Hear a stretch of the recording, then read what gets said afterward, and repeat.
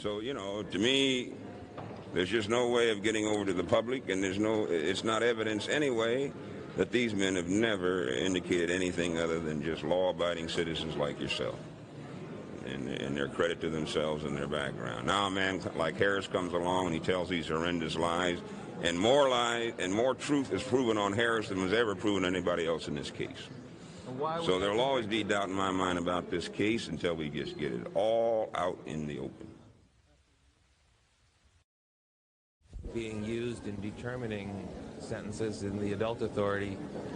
I know that primarily from the media and elsewhere that the average person serves 12 years, but I don't think that that's a useful guide to determine what they're going to do in this case for two reasons. One, the facts are different, and two, there are new people making the decisions, and I think you're going to have to wait and see what the people do when the time comes sometime in the future. Are you satisfied? Are you pleased with what's happened? Yes. 40 years ago, San Francisco was terrorized by mass murderers who are rarely mentioned. Linda Yee found out why no one wants to talk about the zebra killers, even today. San Francisco police have intensified their so-called Operation Zebra. It was national news. Racially motivated murders nicknamed Zebra for the police radio band assigned to the case. All the same pattern. White people shot down by a black gunman for no apparent reason. Simply pulled out his gun and fired at me twice. The future mayor, Art Agnos, was their sixth victim. Then I looked down, I was bleeding. Shot after attending a community meeting on Potrero Hill. Did you see the man shoot at you? No, I didn't see him shoot at me because my face was turned towards the women. The man came from my left side and I was facing this way. After hearing the gunshots, I thought that there were firecrackers going off because I didn't see anything. And the women started running away to protect me and asking me to come with them. I started chasing them to calm them down and reassure them that no one's going to hurt them. And at that point, they told me that the man was trying to kill me, and I wheeled around quickly to see what they were talking about, and that's when I saw the man for the first time, standing about 8 or 10 yards away, with the gun in his hand, looking at me with this blank stare. He probably was trying to figure out why I didn't fall, mainly because I didn't know I had been shot until the women came back and told me. It's unfortunate that these things are continuing. I have every confidence that the police are doing the best they can. It's just such a baffling kind of process. These indiscriminate murders all over the city that it's hard to get your finger on it, I guess. It's not going to put you off the street, I can tell that from the way you talk. Not at all. If anything, it's going to just put me back on the street working as hard as I can to continue developing programs that the community thinks they need so that we can establish the services that people need to put an end to the kinds of conditions that would lead a man or two men or a group of men to hate somebody so much to do this kind of thing. The killers were tied to a militant black Muslim group known as the Death Angels. And in order to be initiated into this very murderous group, they had to kill a white person. By Christmas, more than a dozen people were butchered or shot. People were scared to go out at night. Retired homicide inspector Gus Carreras headed the task force to find the killers. Mayor Joe Allioto ordered a citywide dragnet. Those extraordinary measures are going to involve stopping a number of people in San Francisco who fit a certain profile. Black, between 20 and 30, 5'9" to 6 feet tall, of medium build. There are a lot of people in San Francisco who fit that description. The city was accused of civil rights abuse. Reverend Cecil Williams of Glide Church angrily pointed out the lack of random stops when cops were looking for the Zodiac killer 6 years earlier. They did not, in fact, begin to create a dragnet and a police state as it relates to white participants. A federal court ended the stops, but what finally broke the case? Composite sketches. Death Angels member Anthony Harris saw himself in the drawings, and fearing for his life and seduced by the $30,000 reward money, he called the cops. And he laid everything out to us. Names, places, crimes committed. 4 Zebra suspects were convicted for 16 murders and remain in prison on life sentences. Anthony Harris was in witness protection.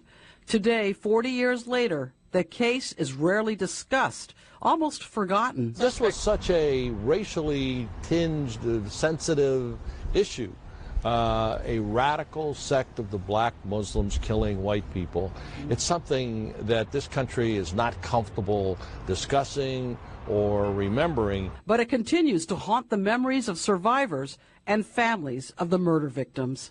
In San Francisco, Linda Yee, KPIX5. Francisco has just died. Officials say 76-year-old Jesse Lee Cooks was found dead in a hospice unit at California Medical Facility in Vacaville. His cause of death is still pending. Cooks, known as one of the zebra killers, was sentenced in San Francisco in 1976 to serve life with the possibility of parole for first-degree murder, kidnapping, and first-degree robbery. He was convicted with 3 other men following a string of killings in San Francisco back in 1973 and 74. All 4 were sentenced to life in prison with the possibility of parole. That was the channel they used. They had to use a secret code because their intelligence was getting penetrated by the black Muslims. There were cops in the police force that were tipping off the black Muslims. And as all these crimes, this is what they all explode because one snitches. He can't live with himself. He's got pressure.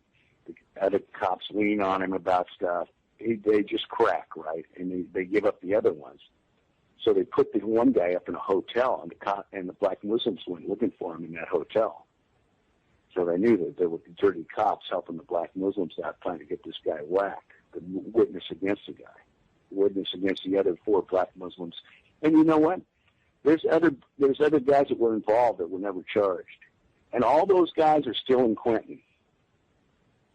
You know, a couple of them were pretty low intelligence.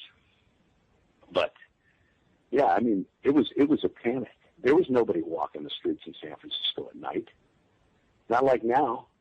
Everybody was petrified. There was almost a race war.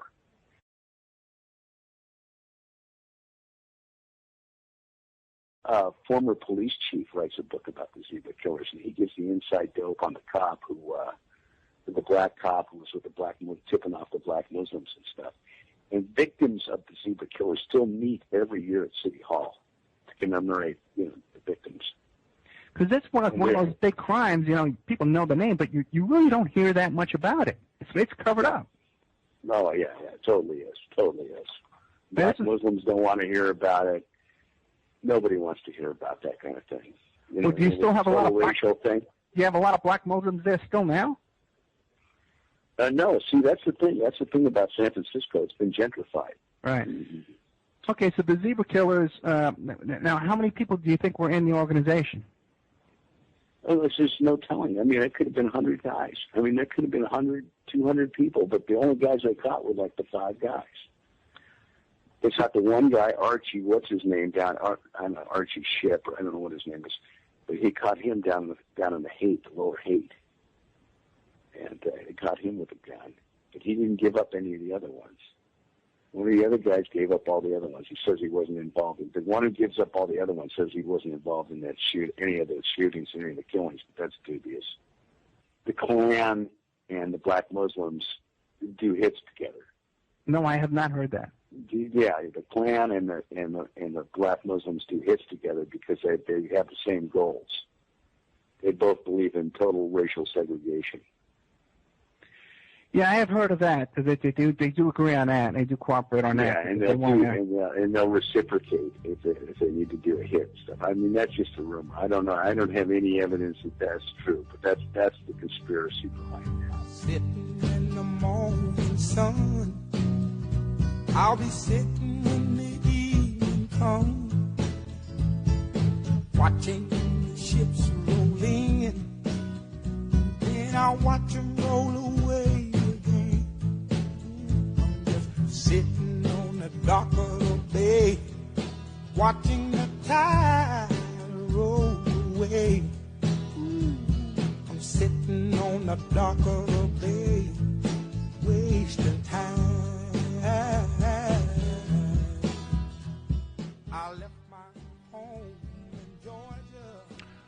Katherine Massey Book Club, Context of White Supremacy. Worthless Negro from Virginia, Gus T. Renegade, in for another broadcast, hopefully to share constructive information on the system of white supremacy that is in formation for non-white people. victims of white supremacy. Today's date, Thursday, September 12, 2024. So I have been told.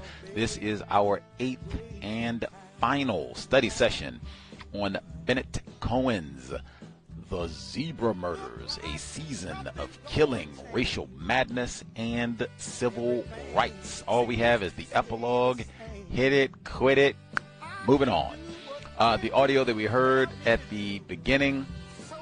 So first, we heard from one of the defense attorneys insisting that the clients who were convicted, all black males, that they were innocent and that we did not get all of the facts about this case. I cannot emphasize enough. This case, before Orenthal James Simpson, who played for the San Francisco 49ers to end his career, Bay Area native, before Orenthal James Simpson took the title of the longest criminal trial in the history of the state of California, the Zebra Murders was the longest trial in the state of California. They said that the trial transcript has millions of words. It's as thick as can be. How is it? We read a trial book before, right? We read Run of His Life.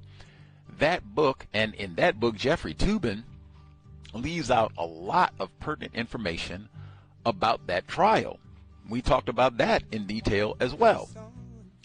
That said, he does spend chapters discussing who was on the trial, the makeup of the jury, who are the attorneys, gives you some of the information in terms of how they got to that decision.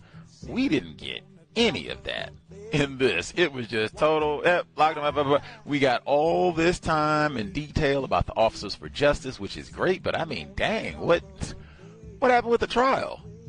We don't even get an opportunity to evaluate, do we think this was a just conviction, or did they get the correct people in this, or nothing? Just get right on to the epilogue. Anyway, then we heard an audio report where they give kind of a look back 40 years later, circa 2014, and kind of going back over all the details of everything that happened and how much has changed over the time period. Then they let us know when Jesse Lee Cooks died in prison.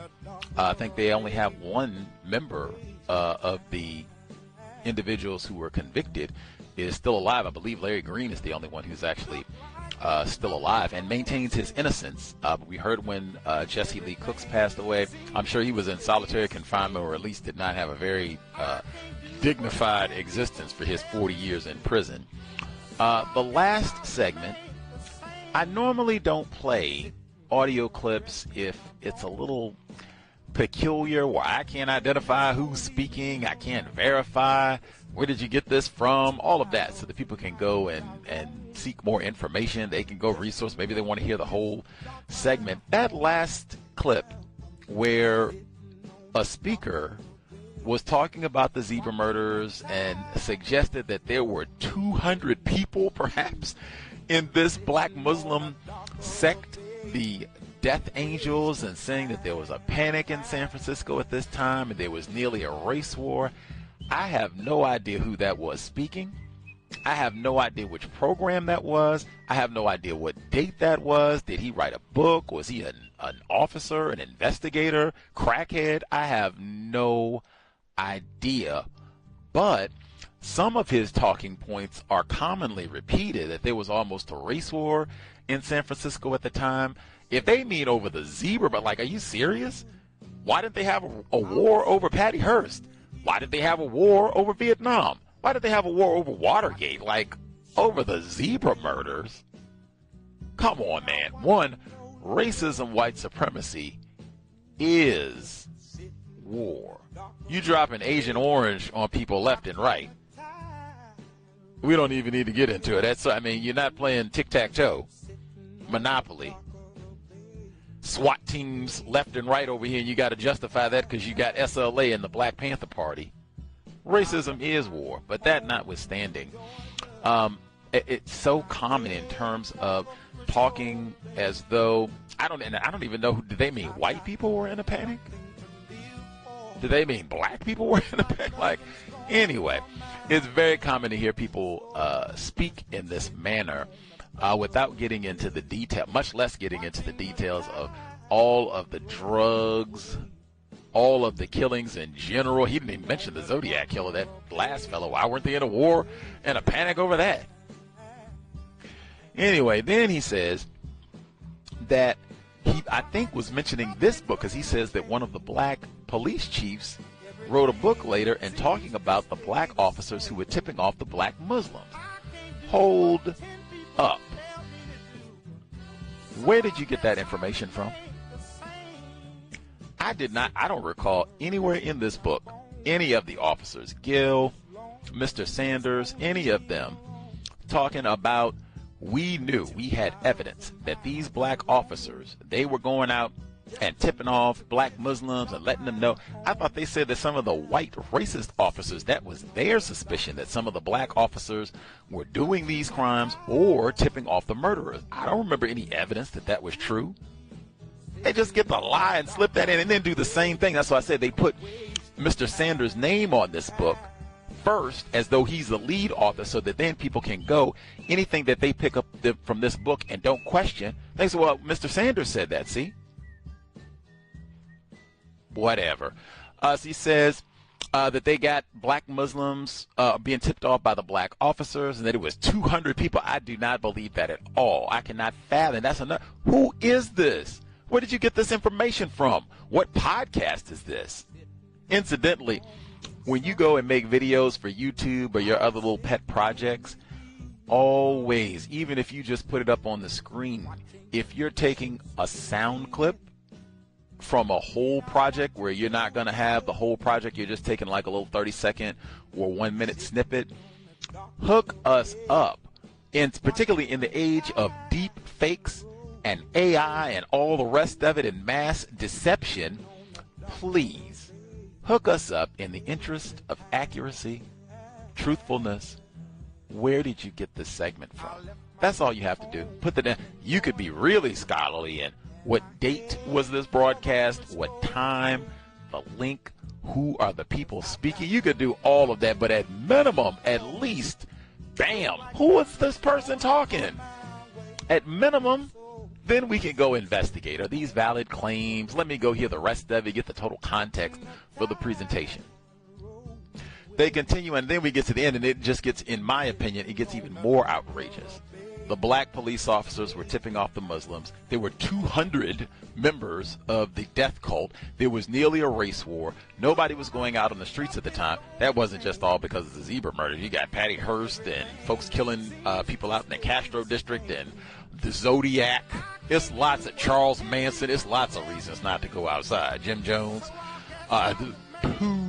What they call it? Shit Creek. Remember that? It's lots of reasons not to go outside. And we reading this book right now. San Francisco 49ers Ricky Pearsall got shot and mugged by a white teen in San Francisco. So it's still lots of reasons not to be outside in San Fran. But he got to the end, the claims got more outrageous. He got to the end and said, man, did you know the black Muslims and the Klan did hits together? No, I did not know they did hits together. Do you have evidence? Nope. He talked for 5 minutes. They got the same goals. Segregation. What in the WTH are you talking about? What are you talking about? I am very familiar with Klan officials being invited to the Nation of Islam, even way back when Minister Farrakhan, Elijah Muhammad was still with us, even back in the 60s. I'm very and other organizations that are similar to that, the John Birch Society, where they would invite them to NOI meetings to speak. Unless I've been misinformed, I think from time to time some of the members of the Nation of Islam may have been invited to Klan meetings and the like to speak. That is very different than we gonna get together and do a murder together. We got the same goals, whatever that means, so we gonna work and kill, like what? And then you get to the end and say, well, I ain't really got no evidence of that. Master deceit. He could have even couched it as The Negro Muslims and the Klan are alleged to have done hits together. He could have said it that way from the beginning. That's not what he did. He starts us and leads us, oh, yeah, they were doing hits together. This is verified. Totally. Well, I don't have no evidence of that, but you know. Master deceiver, and all I can say, man, because there's not a lot of information that's current on this. This is not, as they said, this is not a case that people talk about and all of that. I have even more questions. Is this valid? Do I believe? Do you believe what we've been told over the days we've been reading this book, few weeks? 200 black people who hated the death angels is 200 Negro male death angels roaming the streets of San Francisco looking to kill white people by any means necessary. Machete, gun, whatever, and they got a Negro stride.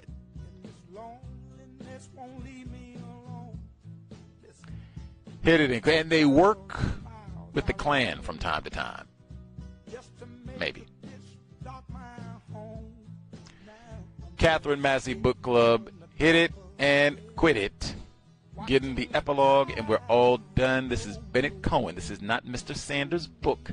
This is the white man, racist suspect, Bennett Cohen. The Zebra Murders, Katherine Massey Book Club, one and done. Epilogue. Finding the truth in a true story. To explain is not to excuse, and to understand is not to forgive. With that axiom, Earl Sanders set out what he hoped would serve as the guidelines for this book. He had no desire to either excuse or forgive crimes that he believed were unconscionable and inhuman. At the same time, he felt an obligation to explain, and even more importantly, to understand those crimes and the response they elicited, to remember the past so as not to repeat it. If we don't try to explain what happened with Zebra and understand the reasons why, there's no way we can learn from it. I believe there are lessons in what happened that can help us deal with our problems today and guide us in making choices about what we might face in the future. But the only way you can get at those lessons is to learn what really happened. Otherwise, it's like going in a room and turning off the lights the moment you step inside. You don't know how to move forward without tripping over every obstacle in your way. But if you turn on the lights and see where the obstacles are, then you might have a chance of getting somewhere. One way to understand both Zebra and the Officers for Justice lawsuit for Earl Sanders is to recognize how deeply interrelated they were, not merely in chronology, but also in the fabric that made them, the weaving together of race and rage that can either turn into a positive struggle for something better, or else become twisted and violent, a hunger for justice or a desire for revenge. Buoyed by the money from the Police Officers Association, the POA and SFD appeals against the Officers for Justice lawsuit dragged on for 6 years in all. As well as in the courts, the POA and SFPD continued to pursue their agenda on the bureaucratic battlefield, which was often the site of the bitterest fights. One such example is the war waged over the notion of like work, like pay. Like work, like pay is the common-sense concept of paying someone commensurately with the work they are actually doing. If someone who is not a captain, for instance, is doing work that is the equivalent of what a captain would do, he or she should receive a pay equal to what a captain would make. Following the maneuvers of the Civil Service Commission, the SFPD used the promotions of whites to create a civil service logjam intended to bar the way for minorities for years. If white officers had seniority, minority officers would have to wait. The principle of like work, like pay gave the Officers for Justice a way around that logjam, offering minorities access to command-level jobs and command-level pay they would not otherwise have. Although a black officer might not have enough seniority to be in position for promotion to captain's rank, he could be appointed to a position that was equivalent to that rank. This rankled POA leader Gerald Crowley. Commenting on the example of Rodney Williams, who earned captain's grade pay for heading the Community Relations Bureau, Crowley labeled his remuneration a product of influential friends, and insisted that it was he himself who was really fighting for equal opportunity.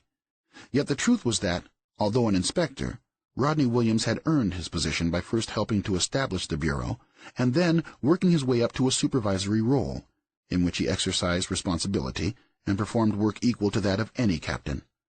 The fact that he hadn't achieved that rank was attributable to the institutional racism of the department. During the long struggle of the initial trial and the appeals, Robert Gnezda constantly pushed Judge Peckham to widen rather than constrict the scope of the Officers for Justice lawsuit, and turn the appeals process on its head, in the end using it to get more rather than less. Though relatively unknown among the general public, Robert Gnezda is one of the most deft and successful civil rights attorneys in the United States, having served as chief counsel on over 100 civil rights class action lawsuits over the past 40 years. He managed to turn what began largely as a complaint by African American officers into an all-inclusive case covering race, sex, and sexual orientation, creating a template of diversity for the modern police force. Even so, when the first set of trials came to an end in 1979 and Judge Peckham filed his consent decree, he concluded, blacks, Hispanics, and Asians were and continue to be substantially underrepresented. To right those and other wrongs, he ordered a phalanx of remedies that related to every facet of the department, from the recruitment of officers to the selection of applicants, assignments once officers were hired, and all promotions and non-permanent appointments thereafter, creating a 20-year review process to make sure that the remedies were carried out. Perhaps even greater than its effect on the SFPD itself was the impact that the groundbreaking Officers for Justice lawsuit had on police departments across the nation. In 1975, 2 years after the filing of the suit, a coalition of groups led by the National Black Police Association used it as their guide and model to bring their own lawsuit, aimed at cutting off the federal financing for any police department in the country found guilty of discrimination. More lawsuits followed, and when the OFJ suit was decided in 1979, it became what could be called the Brown versus Education for Policing, serving as the standard by which all police departments of the United States would be measured, and setting a level for minority representation that all police departments knew they had to meet if they were to pass federal muster. Jesse Cooks, Larry Green, Manuel Moore, and J.C. Simon were indicted by the grand jury on numerous counts, including conspiracy to commit murder between October 20, 1973 and April 30, 1974. Cooks and Green were also indicted for the kidnapping, robbery, and murder of Keita Haig, as well as the kidnapping and assault with a deadly weapon of Richard Haig.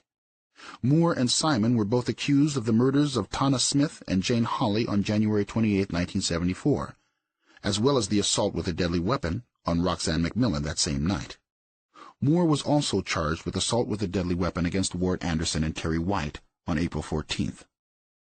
Although evidence was presented regarding the murders of Salim Erekat, Marietta DiGirolamo, Ilario Bertuccio, Neil Moynihan, Mildred Hostler, Unknown Body No. 169, Vincent Wolin, John Bambick, and Nelson Shields IV, as well as the assaults on Art Agnos and Teresa DiMartini, no indictments were brought on those crimes other than the charges of conspiracy.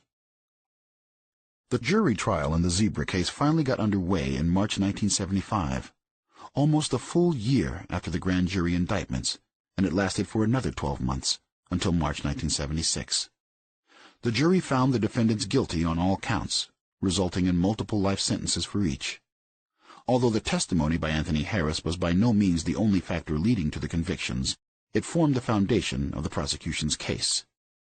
Yet the volatility Harris had displayed after turning himself in to the police persisted in the days before the trial. He disappeared so often that eventually he had to be kept in protective custody so rigorous it was prison-like.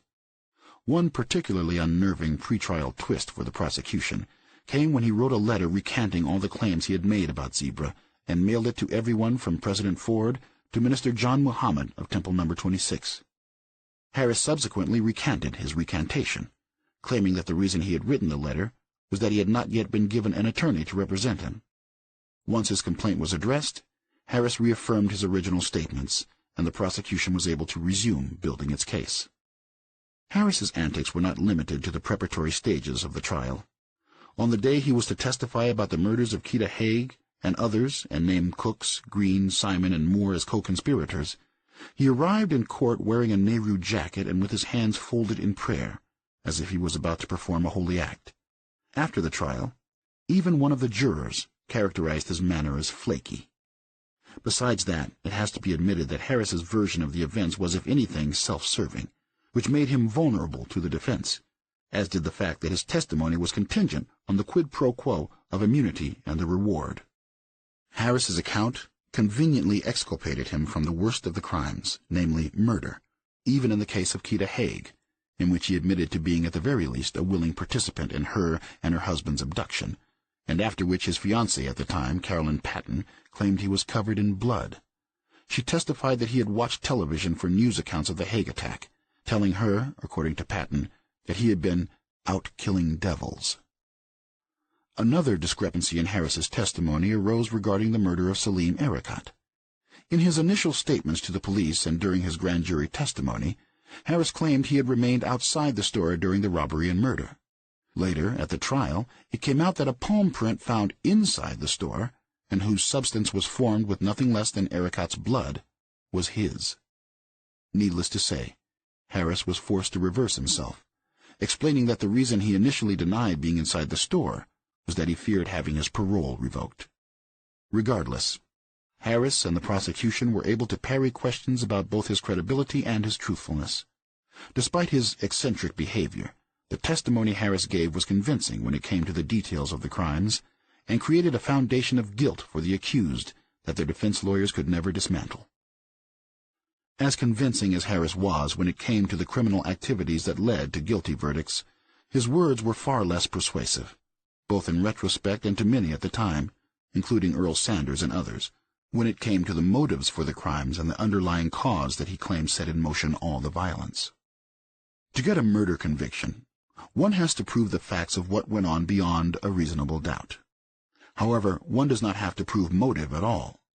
All that is needed when it comes to demonstrating motive is that the possibility of one be established. Because Anthony Harris was an accomplice in the Zebra murders, anything he said about the facts of the case had to be corroborated to be admissible as evidence. What he said about motive did not. Nevertheless, some of his statements about the motives of the Zebra defendants, such as their hating whites and objectifying them as devils, or trying to start a race war, were corroborated by others both in the course of the trial and in the years since. During the trial, as mentioned earlier, the woman Cooks raped 2 nights after the Haig assault testified that among his ranting remarks were predictions of indiscriminate slaughter, that people are going to be killed and the streets would be lined with blood. In addition, Harris testified that Manuel Moore had wanted to be taught kung fu so he could kill whites in just such a struggle. Harris also told the court that J.C. Simon spoke repeatedly about killing whites in a variety of ways, using the Nation of Islam's lesson number 10 as his justification. Although Simon denied Harris's claims that he wanted to start a race war in his own testimony during the trial, his denials were fraught with statements so bizarre that they seemed to beg the question of his sanity. He claimed under cross-examination that he had come to California from Texas not by way of car or bus or train, but by riding a snake halfway and a tornado the rest. Then, when asked by the prosecution about the binder that he had in his possession at the time of his arrest, which contained lesson number 10 among its contents, he claimed that he had received the material from Allah in 1971 at a park in San Francisco's Fillmore district. More than 25 years later, both Green and Cooks would confirm during separate parole hearings that they had embraced a doctrine of hate toward whites during the time of the Zebra murders, which took them years to get beyond. Yet perhaps the most chilling evidence that they viewed the killings as part of a longer, ongoing struggle came from a statement that Cooks, after the verdicts were handed down, made to someone involved in the investigation, who was so unnerved by the threat that he still wishes not to be named. In a voice quiet enough that the judge couldn't hear, but firm enough to be frightening, Cooks said simply, "This isn't over." However, one key element not corroborated at trial or ever thereafter was Harris's description of the group he called the Death Angels, the supposed secret clique within the Nation of Islam. According to what Harris told both the police and the court, membership in the Death Angels was the primary motive for the attacks. This is not to say that there was no conspiracy. There was, and those involved were indeed members of the organization of that time known as the Nation of Islam, a group vastly different from the Nation of Islam today. The zebra conspirators were revolutionaries. They were true believers, and they were murderers, guilty of the crimes with which they were charged. But there is no proof other than Harris's own statements that they belonged to any such group as the Death Angels, or that any of the details Harris provided about that organization have any basis in reality. No police investigator who worked on Zebra has ever heard the Death Angels mentioned by anyone other than Anthony Harris. Not one. That is true, too, of the lawyers who worked on Zebra, both for the prosecution and the defense. Among Harris's claims about the Death Angels was that pins affixed with wings were given out to those who became members. Not one such pin has ever been found, nor has a photograph of one ever emerged. Harris also purported that Jesse Lee Cooks was high up in the Death Angels, and that this was the reason he could shave his head. Yet shaved heads had absolutely no relation to status inside the Nation of Islam. Roger Pierucci, Cook's lawyer in the Zebra trial, who, once it was over, had no doubt about his client's guilt, discounts the shaved head story as absurd. Harris claimed that photographs of victims were taken to document each kill for the purpose of getting credit for it with the Death Angels, but not a single such photograph has ever been found. Harris also asserted that there were scores and possibly hundreds of Death Angels in groups located across the nation. Yet, in over 30 years, not one of these supposed members has ever come forward in the hope of trading information about this infamous group as a way to curry favor in an arrest or prosecution. Harris's most lurid and sensational claims revolved around the notion that there was a point system for gaining membership in the Death Angels. According to him, a prospective member had to kill at least 9 white males, or 5 white women, or 4 white children. He offered the Nation of Islam's lesson number 10 about killing the devil within the devil as proof of this assertion. While it is possible to construe lesson number 10 as encouraging the killing of whites, as Harris claimed that Simon did, the language of the lesson makes no distinction between men, women, or children, and says absolutely nothing about points or the relative value of one white person versus another. Perhaps the most powerful refutation of some of Harris's claims came in a parole hearing for Jesse Cooks that was held in 1999. In that hearing, Cooks confessed to all the crimes he was convicted of in Zebra, the abduction of Richard and Keita Haig, and the murder of Keita. He also confirmed that Larry Green was one of those involved in the crimes against Richard and Keita Haig. In addition, he admitted to other misdeeds and transgressions that he had committed in life, including the abduction and rape of a woman 2 days after the assault on the Haigs, and the abduction and murder of Frances Rose. Throughout the hearing, Cooks seemed to hold nothing back. However, when asked about his motive in the attack on the Haigs, there was no talk of Death Angels or points. The killings, Cooks said, were a response to the radical rhetoric of the time. That, of course, is no excuse, but it was the motive, according to Cooks. When asked why he and the others had tried to abduct children before happening on the Haigs, he claimed it was a spur-of-the-moment thing, done randomly. There was no mention of children or women having any more value than men. Going after the children, like going after the Haigs, was what Cooks called a racial thing, a monstrous, unforgivable effort to create terror, but not part of an effort to achieve Death Angel membership. "When the arrests were made," recalls Sanders, "the Death Angel story seemed a little crazy to me, but like most people, I figured that because what Anthony said about the crimes checked out so well, what he said about the Death Angels must be accurate too. But I spent another 20 years in homicide after Zebra, and about 30 more years overall on the force, and I never once heard anyone ever mention the group again. Not once. It's one thing to say that people were scared to talk at the time, but not after years go by. And you can't say that the Nation of Islam stopped people from talking about the Death Angels because after Elijah Muhammad died in 1975, the nation disbanded. So there was nothing to stop people. But I never heard a thing.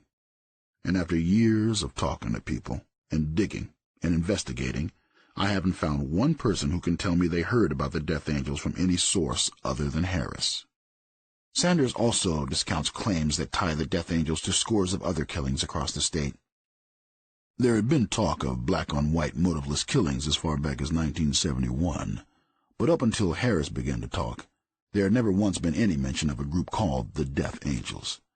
From what I have been able to tell, Every mention of them since has used Harris's statements as the sole source. What had been discussed prior to Zebra in regard to the motiveless killings was that those involved might be connected to the Nation of Islam somehow. But even with that, there was never any proof.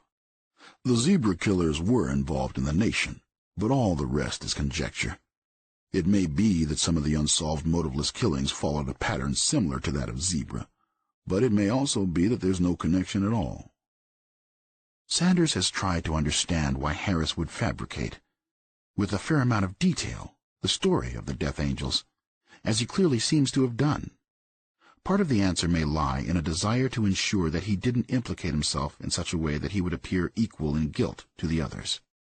In yet another peculiar twist to this tragic case, to accomplish that, he may have taken a clue from the police themselves.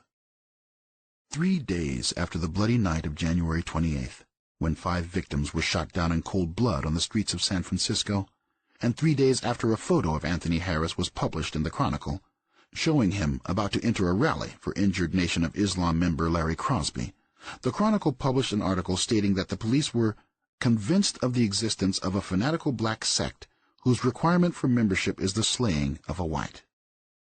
By creating the Death Angels, Harris was giving the police information that was consistent with their own theories. Harris may have calculated that if he merely said a rogue element within the Nation of Islam was responsible for Zebra, he would not differentiate himself sufficiently from the others. However, if he laid Zebra at the feet of a group like the Death Angels, in which he could say he hadn't yet gained membership, this would allow him both to distance himself from the crimes and to place the blame more squarely on those he alleged were either further along in gaining membership, like Larry Green and J.C. Simon, or else already full members, like Jesse Cooks. Supporting the notion that Harris took at least some clues about how to couch his activities from news articles is a statement he made in his meeting with Allioto, in which he claimed that he had met Patty Hearst and Donald DeFries at Temple No. 26. No one has ever given much, if any, credence to this claim, but it is revealing that he made it to Allioto, who more than once stated publicly that he believed there was a connection between the SLA and Zebra. Sanders points to another motive that might have led Harris to create a group like the Death Angels, the need to aggrandize himself and exaggerate his own importance. Most times, when guys roll on each other, it's a combination of 3 things: fear, anger, and greed. We know he felt fear when he saw the sketches, and a $30,000 reward was like a fortune to Harris, so the greed was there too. The element that's not as clear was the anger, but I think that's where the Death Angels come in. Like a lot of these guys, Harris wanted to be a big deal in the nation. He wanted to be important. You see it in the way he talked about himself, overstating some of the things he did, like teaching martial arts, talking as if he was the only one to teach it at the temple, when he was just one of many who did. He never became the big deal he wanted, so he made himself big this way, revealing something that sounded huge. The irony is, it was huge. Because of the people who were killed, and what that did to the city and everyone in it. Zebra didn't need a group called the Death Angels to make it big or terrifying or evil, but I think Harris needed it to make himself feel important. Proof of what Sanders says can be found in the way Harris described the group in one of his written statements. It is repeated here the way he wrote it, with his spelling and punctuation, as well as his sentiment intact.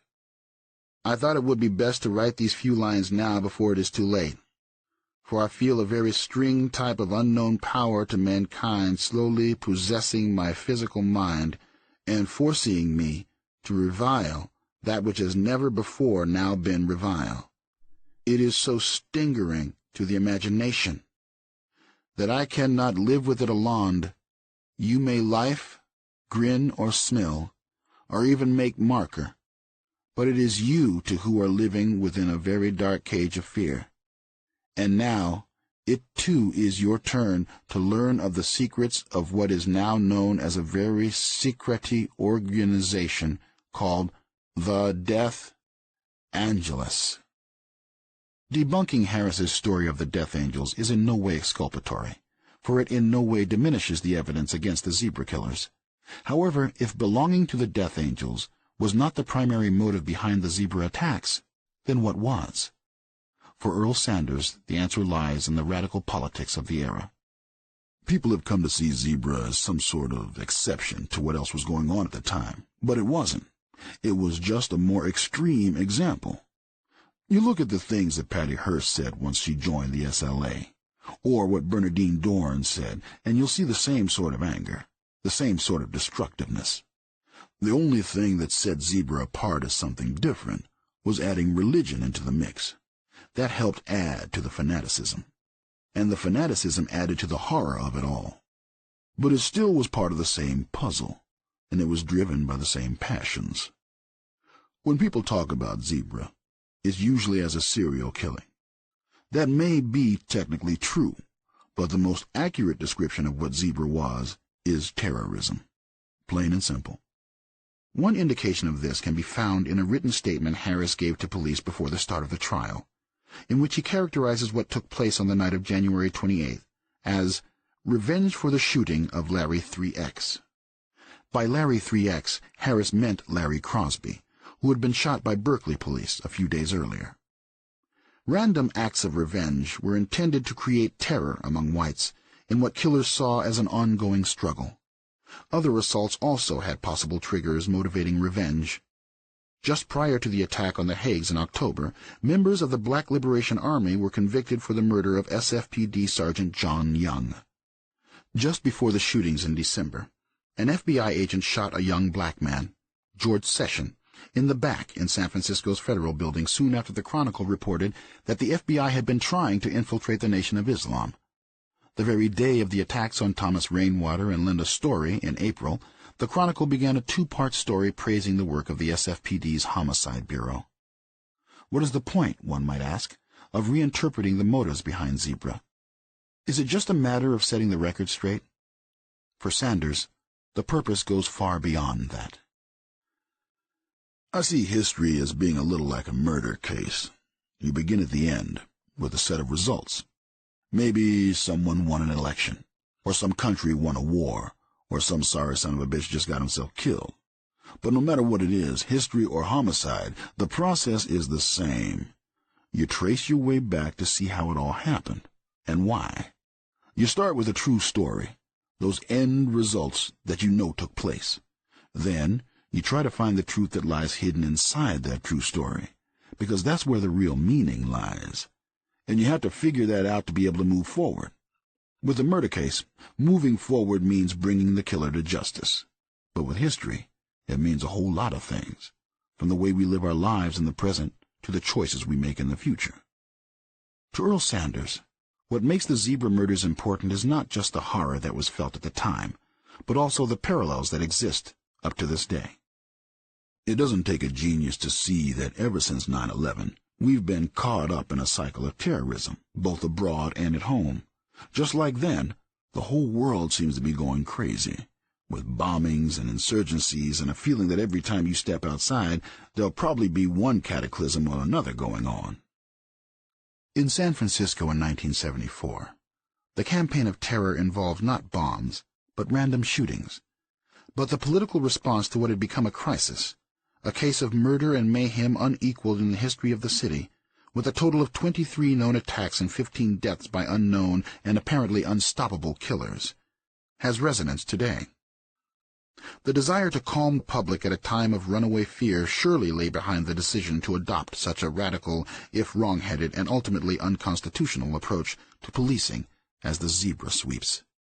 Any politician and any government faced with a similar set of circumstances would probably feel impelled to err in the same direction as Allioto did, although some might not succumb to that impulse. As Sanders elaborates, politicians are leaders, or at least they should be. Part of how they function is akin to a general in war, making sure their troops feel secure. But there's another function politicians have that's not just about instilling confidence or appealing to your base constituency. It's about doing what's right and what affects the greater good.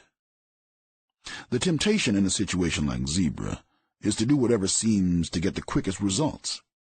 The government can respond to the public's panic by panicking itself, and acting more to stem that panic than to solve the problem at hand. That seemed to be what happened after the subway bombings in London in July 2005, where Scotland Yard's shoot-on-sight policy nearly made the situation spin out of control. It was the same with Zebra. To this day, I believe that the sweeps would have made it blow up in our face if Joe Williams's lawsuit hadn't pulled us back from the brink. But parallels aren't just in the problems, they're in the solutions too, and the lack of them. Again, this really came home during the terrorist bombings in London. One of the London police officials went on TV soon afterward and appealed to the public for help, saying that although 1 in every 10 Londoners was Muslim, they only had about 300 Muslim officers in Scotland Yard, which was a fraction of what they felt they needed.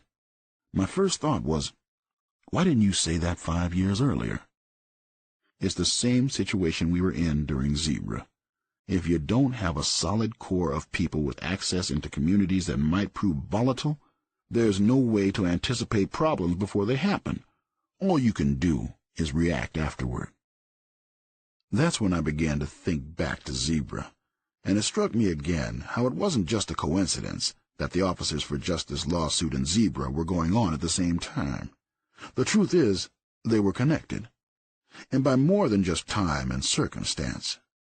We had great cops working on Zebra, not just good ones, great ones. But even though we had suspicions that members of the Nation of Islam might be involved, we couldn't get the kind of access we needed to develop the information we had to have to act.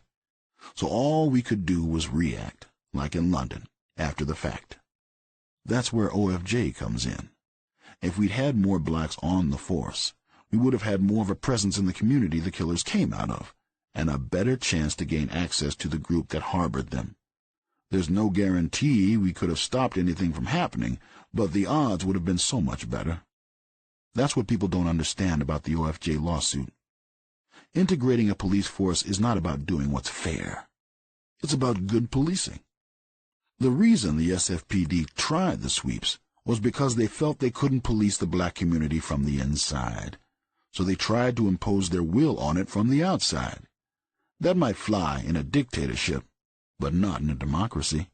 When people are free, the only way to police their community is from within. And the only way to do that is to have a force that's representative of that community, one that makes people feel they're included rather than excluded. That's when people start to feel like they've got something worth protecting. And they'll do all they can to help a police force because they feel like they have a piece of the pie too. And man, let me tell you something. When you got your piece, you want to protect the whole goddamn pie.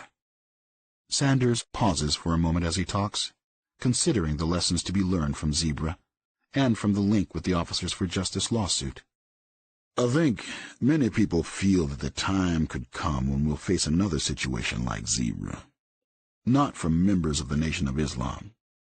That organization is miles apart from the organization back then, having been taken apart and rebuilt in a way that transformed it and reformed it in every way imaginable. Tomorrow's threat may not come from any Islamic group, although most people would probably assume that's the likely choice. The truth is that we don't know where it will come from, but we do know this. The only way we'll have a chance of protecting ourselves and anticipating terrorism before it takes place is if the community it comes from has already been made to feel included in the whole of the society. Part of that is economic. It's about jobs, about opportunity, about having that piece of the pie. But part of it is also about having that community be represented among the officers who are supposed to police it. Since you can never be sure where that next Zebra will come from, the only solution is to do exactly what the OFJ suit called for, and make sure that every community has a place among our police. Every race and ethnicity, every sex and sexuality, every religion and every creed. The easy thing to say is that we need more Arab Americans and more Muslim Americans in our police forces, and we do. But it can't stop there. In a democracy, the only way to have a truly effective police force is to get to the point where your police look like your people, and your people look like your police. I'm not saying that we can only have blacks policing blacks or Asians policing Asians. I'm saying that we need our communities, all our communities, to feel that their police forces include them and understand both who they are and what they're about. We need to have trust. That's why looking at the relationship over the years between our police and the black community is so illustrative of the problem. and why zebra is so illustrative of the dangers. Because of the legacy of slavery and Jim Crow and the racism that continues to this day, the trust between the black community and our police is not what it should be. But I believe it's possible for us to build it. If I didn't, I wouldn't have devoted my life to being a cop. But the importance of that trust is not limited to the black community, because the way in which it's built can serve as a roadmap for building trust with every community and group that feels outside society or disenfranchised in any way. There are lessons to be learned from everything in life, but the lessons drawn from crime all too often come at simply too high a price, even for those who are not the direct victims. Everyone who was touched by the fear inspired by zebra, whether from the specter of the killers or the threat of the sweeps, paid at least a measure of that price. However, for some, the burden was greater than many could realize. This was the case for the family of Larry Green. Anyone who got to know Green's family quickly realized they were good and caring people. Even some of the officers in the investigation, who had little feeling for Larry Green himself, still ask about his family when their names come up today, 30 years later, and wish them the best. None of these officers was aware of what the Greens had gone through in the aftermath of Zebra, of the death threats his parents received, or of how deep was the trauma they endured. Green came up for parole while Art Agnos was mayor of San Francisco, and Green's mother called him to ask if he would speak on her son's behalf at the hearing. The heartfelt pleas of Mrs. Green, who has since passed away, moved Agnos. However, they couldn't change his feelings when it came to her son, or his belief in Larry Green's guilt. The fact is, despite his mother's sorrow, Larry Green has never even once expressed remorse. Without that, there cannot even be the beginning of forgiveness. As someone who has seen terror as both a victim and a policymaker responsible for dealing with it, Art Agnos, who spent over a year of his life recovering from his wounds, and in some ways will never get over them, has what can only be called a unique understanding of the issue.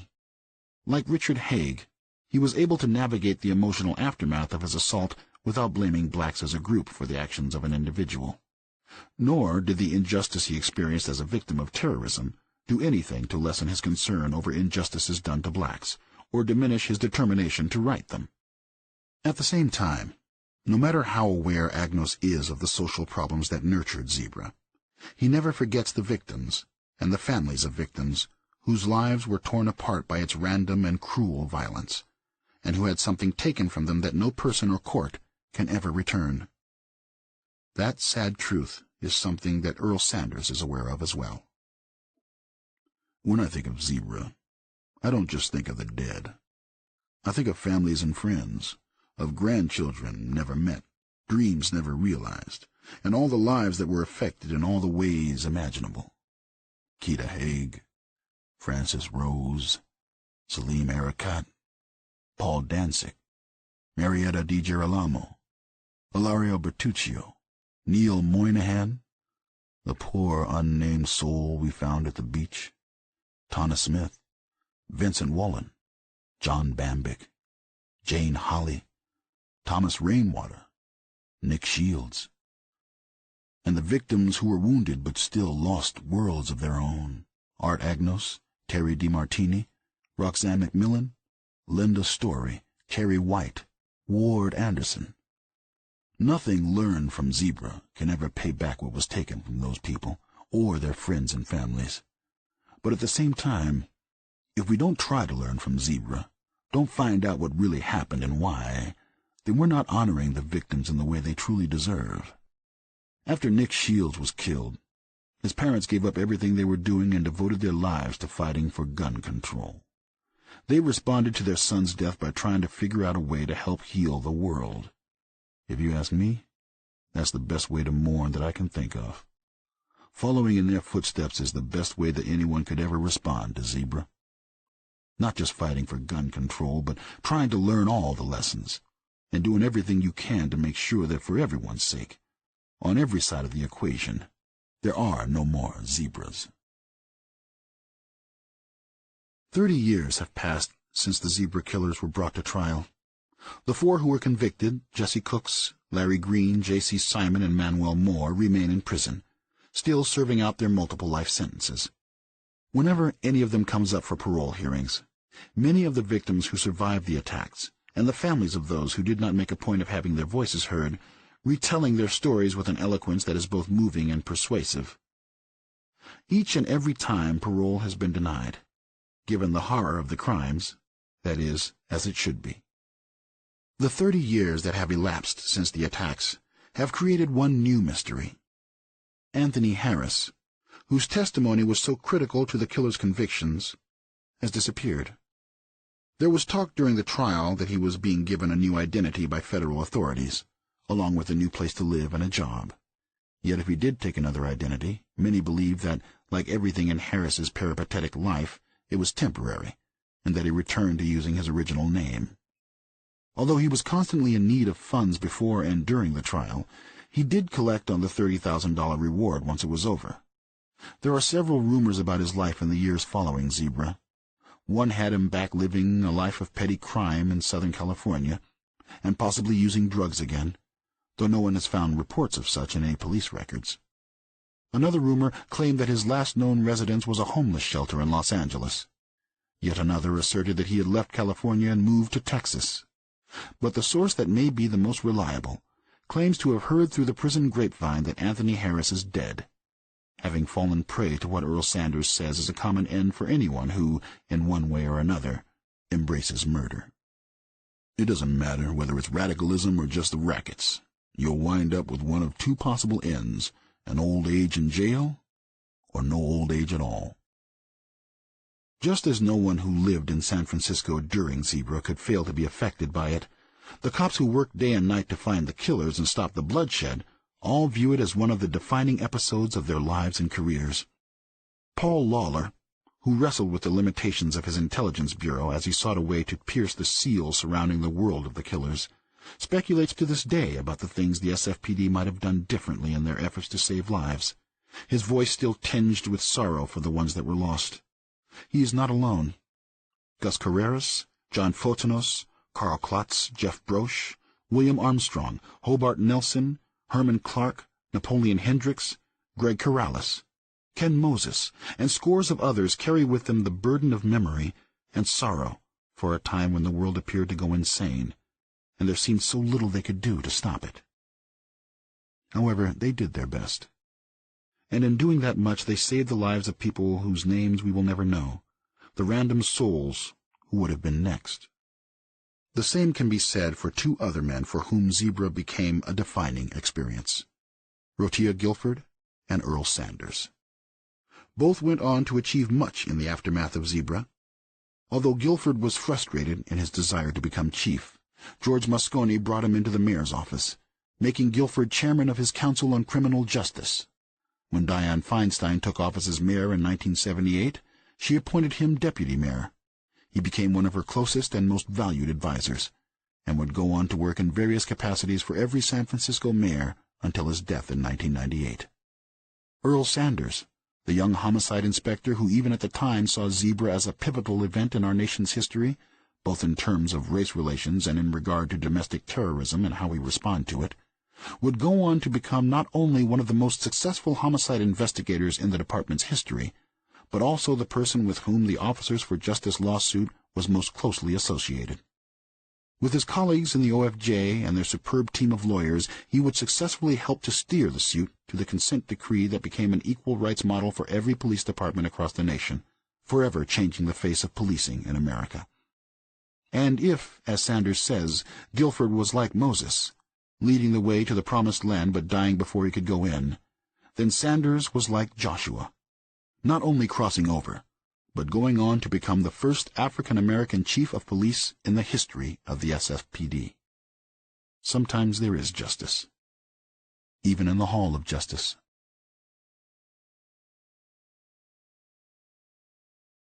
This concludes the reading of The Zebra Murders, A Season of Killing, Racial Madness, and Civil Rights, by Prentice Earl Sanders and Bennett Cohen. Copyright 2006 by Prentice Earl Sanders and Bennett Cohen. This book was read by G. Valmont Thomas. This is Steve Zeltzer with Workweek Radio at Pacifica, and I'm going to be interviewing Marion Jackson, who is the former president of San Francisco Officers for Justice. So, Marion, why don't you talk about history in the police department and why you formed Officers for Justice in San Francisco Police Department? I was a 36-and-a-half-year veteran of the San Francisco Police Department. I spent most of my career in investigations, which is the Inspectors Bureau. I was part of the police who formed the Officers for Justice in 1968. And also part of that was Hungisto, who was the sheriff at one time. And we formed because we felt that there was no justice in the police department, especially for black officers. No promotions, no anything. You couldn't even get in. Actually, you couldn't even get in the bureau. At the time I came, it was mainly for whites. And you had the riots at that time? That's correct, yeah. What happened in San Francisco at that time? It was a lot of civil distress because of what was happening, especially in the black community. In fact, you were having riots all over the United States in the black communities. And part of organizing the Officers for Justice was also to protect and inform the black community. And we're not only a police organization, we're a community-based organization. And we inform the community of certain things that are happening there. And, I mean, this issue of racism, it seems like we're going backward. The actions in Ferguson, where Michael Brown is killed and then left on the ground unarmed, and many, many murders now throughout the United States of not just African Americans, but Latinos. It seems like the police forces, there's no restraint and there's no accountability and no transparency. Is that the case in San Francisco? I think there are too many shootings by the police in San Francisco for me. We have to do more crisis intervention and also problem solving. Shooting folks is not the answer, right? And it appears that we can always justify shooting someone, right, whether they're armed or not. And when I first became a police officer, we had to use other means of subduing people instead of shooting them, because shooting people back then, you had to really, a lot of paperwork, a lot of everything. You have to answer to someone, and at the same time, there was also a coroner's inquest, right? That you had to show that you had no other alternative but to shoot that person. I think I haven't, we forget that we can say drop the knife or drop the gun instead of just shooting someone, right? And again, it goes back to what we discussed before, militarization of the police department, right? Where we always in a position of readiness, of fear, which is in the Army that's used, when you in another country trying to take over that country. It's not for domestic policing. It's a whole different issue because here we have rights. So these racist incidents, racist texts, and the fact that all of a sudden it's become a big scandal. Are you saying that they were aware of this in the leadership of the police department? I mean, it sounds like they're just finding out that this stuff is going on. It seems like it's been going on for a long time. Right. And they should have known. All the other officers knew, right? I mean, it's just now coming out because, and the only reason it's coming out because of, by accident, things that happen. This person getting arrested, and then the federal government going through its texts. But we, as officers, we see it every day. We know who's the racist officer or who acts in a certain manner. But you'll never get officers to talk about it or tell, right? Because if you do, then you're ostracized also, right? And some of these racist texts mention the present president of Officers for Justice, Yolanda Williams, Williams, in a derogatory racist term. Why would they attack Yolanda Williams? Because she's outspoken, you know, and she's telling people what normally you wouldn't hear from a police officer in the police department. So they see her as a threat. Of course. To their continued practices. Yeah. And her call for change, you know. I'm not sure if the police department won't change. The teenager accused of shooting Ricky Pearsall of the 49ers appeared in court for the second time this afternoon. This coming just hours after Pearsall was at the Niners season opener last night, where he helped to honor the San Francisco Police Department officer who was credited with helping to save his life. ABC 7 News reporter Tim Johns in court for us this afternoon, joining us live right now outside Juvenile Justice Hall with more details. Tim?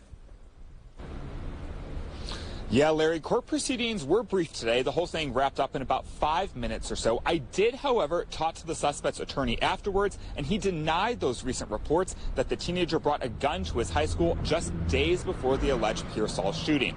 Now, during Tuesday's court appearance, the 17-year-old suspect and his attorney waived his right to a speedy trial. His attorney telling me that on Friday, his team shared new video evidence with the prosecution that shows the altercation between the teen and Ricky Pearsall from a different vantage point. The lawyer saying he believes the newly uncovered video will demonstrate that the incident was an attempted robbery and not an attempted murder. Now, the suspect's attorney also taking time to push back against those headlines that his client brought a gun to his high school just days before the Pearsall incident. I want you guys to have a listen to some of what he said regarding that. It's false. It's false news. It's a false narrative. He did not have a gun at school. So never brandished a weapon at school. If he had that gun at school, three things would have happened. He would have been arrested, they would have filed a petition against him, and he would have been, ejected from the school. None of those things happened. Now, while the attorney denied the young man brought the gun to school, he did confirm that his client still has an outstanding legal issue in San Joaquin County. He would not, however, go into further details. And the teen suspect is expected back in court again on September 26th. Meanwhile, the district attorney's office still has not made a decision over whether or not they want to move this case into adult court. But for now, I'm live in San Francisco. Tim Johns, ABC 7 News. Okay.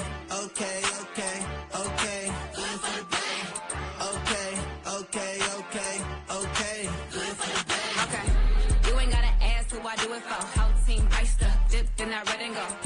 Got a lot of sauce like it's pasta. Pretty little face and I'm stacked like a roster. Clap, clap, clap for the best in the world. Tap, tap, tap, tap in with your girl. Whole gang run it up. West side throw it up. Got the ops moving out the way when we pulling up.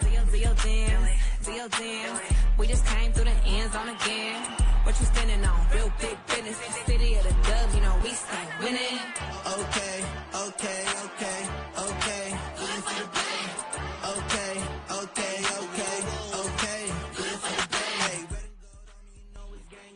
Did y'all know the 49ers have like a theme song? I guess they have many. That's one of them. I think they might have did that one this year when they went to the Super Bowl. Do it for the Bay. Zebra. Do it for the Bay. MC Hammer. E40. Jim Jones. Do it for the Bay. All done with Bennett Cohen's The Zebra Murders. I feel so solidified in my confident conclusion way back when we started this book that, for sure, Mr. Sanders did not write this book. He is not the lead author. I said that confidently way back then, and I was going to bring that up again today. Like, man, you think Gus T, misled you all on that one, and stealing credit from a black author, blasphemous, trying to suggest that he didn't write this book or he needed a white person to tell the story or something of that nature. Man, after I heard the section this week, I'm sure Mr. Sanders has the intellectual capability to write a book. Didn't they call him school? Smart dude, studying. I'm certain he could have written a book. I'm as certain about his ability and intellectual capacity with regards to literature as I am that he did not write this book. Anyway, we can chat. I'll share, picked out a few highlights as we roll. I did want to include that snippet at the end before we got to the 49ers theme song, Do It for the Bay. We heard Marion Jackson, one of the black male founders of the Officers for Justice in San Francisco, and I was looking like, oh, wow, was he mentioned in the book? And I did not find his name, so he might not have been mentioned. Can't mention, every single black person who was a part of the department, but, man, he had a lot of the similar reports. Even he mentioned Lieutenant Yolanda Williams. We heard she was the attempted counter-racist. We heard last week, San Francisco Police Department, about those racist text messages where they had called her a B, and then they were having the meeting about racism, and she said, hey, we're going to stop all this pussyfooting, all this implicit, and we didn't know and unaware, and it is racism. That's what it is. Facts. That's Yolanda Williams. He said, why they asked Marion Jackson, why do you think the police officers, the white police officers, why do you think they got a problem with Lieutenant Williams? He said, oh, because she's, pointing out the racism, pointing out the problems and trying to change, really trying to improve things, produce justice, and they don't like that. He said, some of them, they don't want change. And guess what?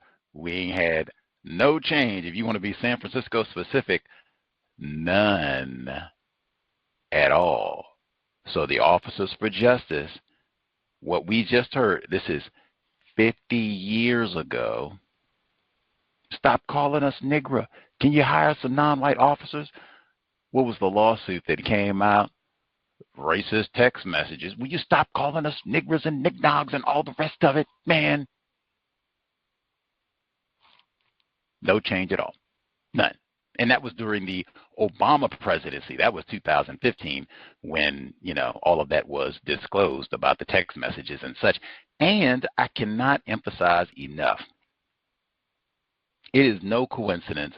We read we've been reading about San Francisco all year long, basically. Really, all year long. I hadn't even said we were once a family. Mendocino County. I forgot. We've been reading California all year long. O.J. Simpson, Dianne Feinstein, Ricky Pearsall being shot in the streets of San Francisco. He's a San Francisco rookie. That would have been like Lynn Swann, as opposed to him getting arrested on the night he was drafted as a part of the Zebra. That would be like Lynn Swann getting drafted. He got drafted to Pittsburgh. He goes to Pennsylvania, and even before he plays one game, he gets mugged and shot on the streets of Pittsburgh. That's what that would be like. Not a good look for the Bay Area. Jesus Christ. So they're going to blame that on Zebra, too? You got 17-year-old. They got composites because, for minors, they don't release the names and such. And all that, they don't identify most of the time. Well, hey, you can even think on that. They didn't release the name and all. You shot a San Francisco 49ers player? I'm going to bet you, be uppity today, I'm going to bet you $5, Brother Abraham, if that had been Leroy, Jamal, Larry Green, Larry 37X, had mugged and shot a flipping 49ers water boy or girl, man, they would have cursed out Louis Farrakhan. They would have made Obama come out and renounce him again. They would have named this 17-year-old male, female, transgender, intersex, whatever. Oh, my God. You shot a 40. Oh. I guess they didn't do so well with the gun control, huh? Katherine Massey book. Hey, Katherine, why is it called the Katherine Massey gun? She talked about gun control too. Katherine Massey book club. She published Miss Massey about gun control.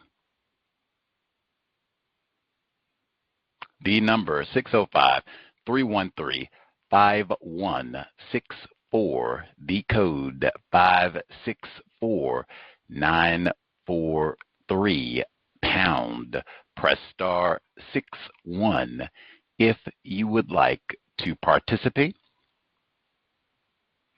Number again, 605-313-5164. The code 564943 pound. Press star 61 if you would like to participate. Email is untiljustice@gmail.com. untiljustice@gmail.com. We are all done. Nothing else to read this week. New book next week. But if you have concluding thoughts, let us know. Thoughts on the narrator. Let us know. Do you think this is related to Jonestown? Not mentioned at all. Even you noted at the end when they were talking to Marion Jackson, co-founder of Officers for Justice, victim of racism, and they asked him about the turbulence of the 1970s. He didn't mention Jonestown. Even when we got to the end of the book and they talked about Brother Gill, passed away in the 90s, diabetes, and they said up until he died, he was in aid of Dianne Feinstein. They said with Gill,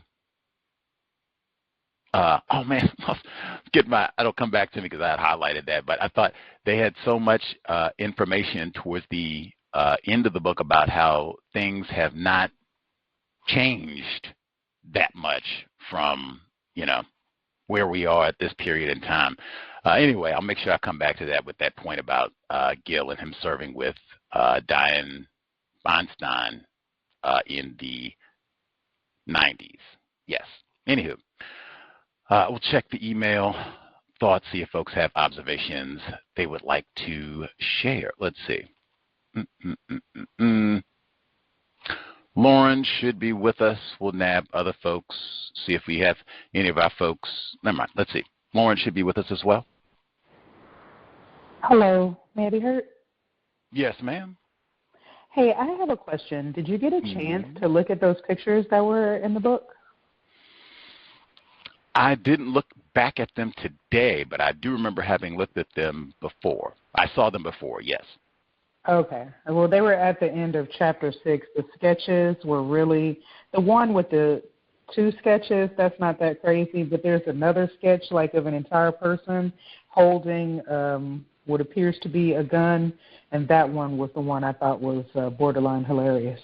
But I'll go on with my comments from today. The name of it, the name of the epilogue was Finding the Truth in a True Story. And I don't understand why you would have to find the truth in a true story. And, that phrasing kind of makes me doubt the veracity of this text even more. Sanders, he said, if we don't try to explain what happened with Zebra and understand the reasons why, there's no way we can learn from it. I believe there are lessons in what happened that can help us deal with our problems today and guide us in making choices about what we might face in the future. But the only way you can get at those lessons is to learn what really happened. Otherwise, it's like going in a room and turning off the lights the moment you step inside, metaphor. I do agree with the part where he says the only way you can get at those lessons is to learn what really happened. I'm just not confident that this text actually helped me to know what really happened, reference the so-called Zebra murders. They had that part in there where they were talking about the suit, the Officers for Justice suit, and they talked about something called like work, like pay. And they said it's the common sense concept of paying someone commensurately with the work they're actually doing. if someone who is not a captain, for instance, is doing work that is the equivalent of what a captain would do, he or she should receive a pay equal to what a captain would make. And I was thinking to myself, like, what does that even mean? Like, you're functioning as a captain, but you're not called a captain? And then, it kind of explained it soon after. It was saying, like, although a black officer might not have enough seniority to be in a position for promotion to captain's rank, he could be appointed to a position that was equivalent to that rank. And I don't know what position is equivalent to the rank of captain. Like, I don't know. Maybe I'm just being silly, but I kind of didn't understand that part. Give me a second.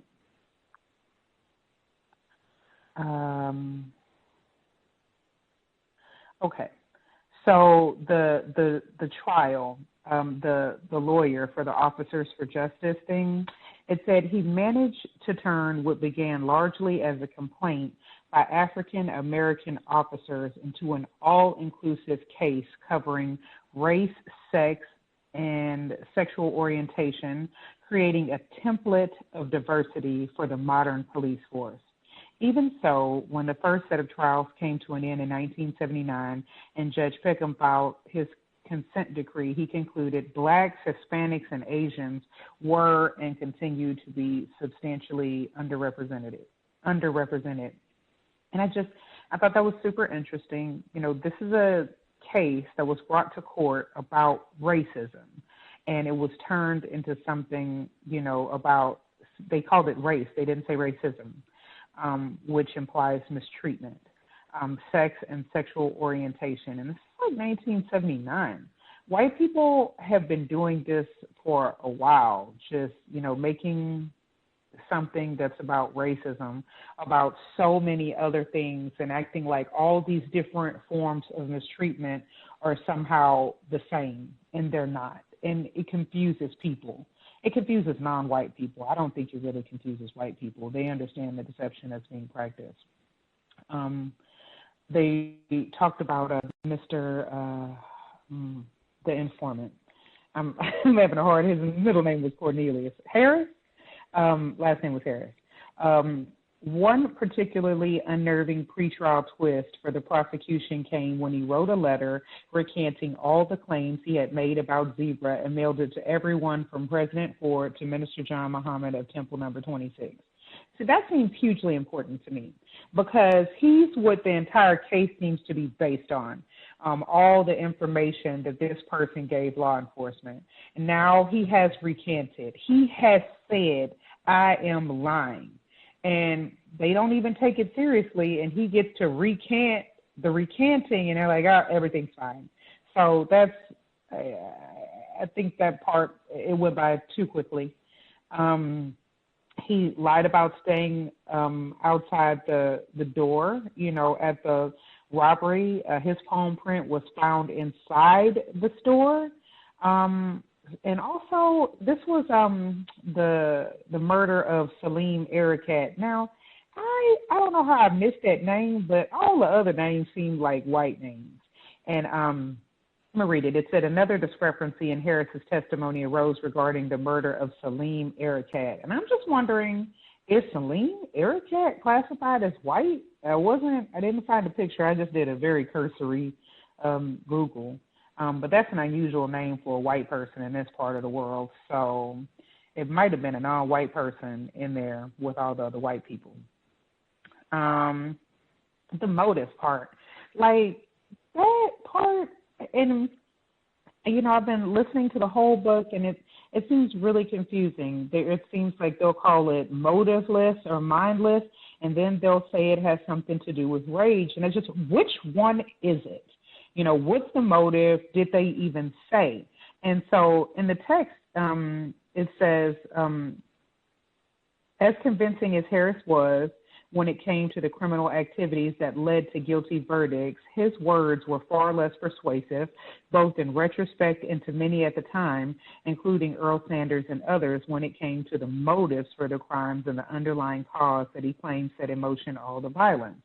So they still don't have a motive, but then later it said to get a murder conviction, one has to prove the facts of what went on beyond a reasonable doubt. However, one does not have to prove motive at all.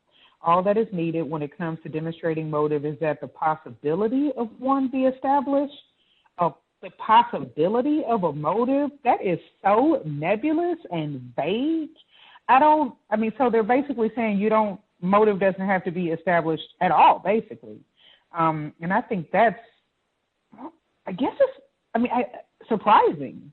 You're going to charge someone with murder, but no, you're not putting a Y on it. Let me see. Among Harris's claims about the death angels was that pens affixed with wings were given out to those who became members. Not one such pen has ever been found, nor has a photograph of one ever emerged. I think that's interesting because he said these things exist, and it seems like there is no evidence of that. But, I will say I do think there were zebra cards, and I haven't seen a zebra card yet either. So I will, put that caveat on there. Let me see.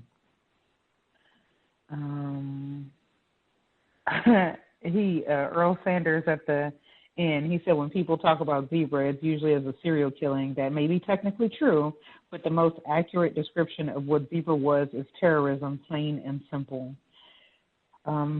Really persistent in calling this terrorism. I just wanted to note that. And then also it said you start with a true story, those end results that took place. Then you try to find out the truth that lies hidden inside that true story, because that's where the real meaning lies. And you have to figure that out to be able to move forward. And I just wondered if they really figured it out or if they just kind of made it up in this instance. Because it just seems really easy, convenient to just find some people classified as black and blame them for the crime. And I don't want to talk too long, but he said some other stuff. He said that's where OFJ, Officers for Justice, comes in. And if we'd had more blacks on the force, we would have had more of a presence in the community the killers came out of and a better chance to gain access to the group that harbored them. There's no guarantee we could have stopped anything from happening, but the odds would have been so much better. White people have access to black people.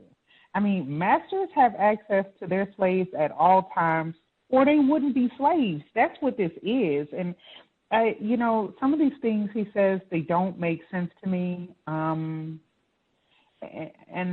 I think that's all I have for right now. Thank you for allowing me to speak.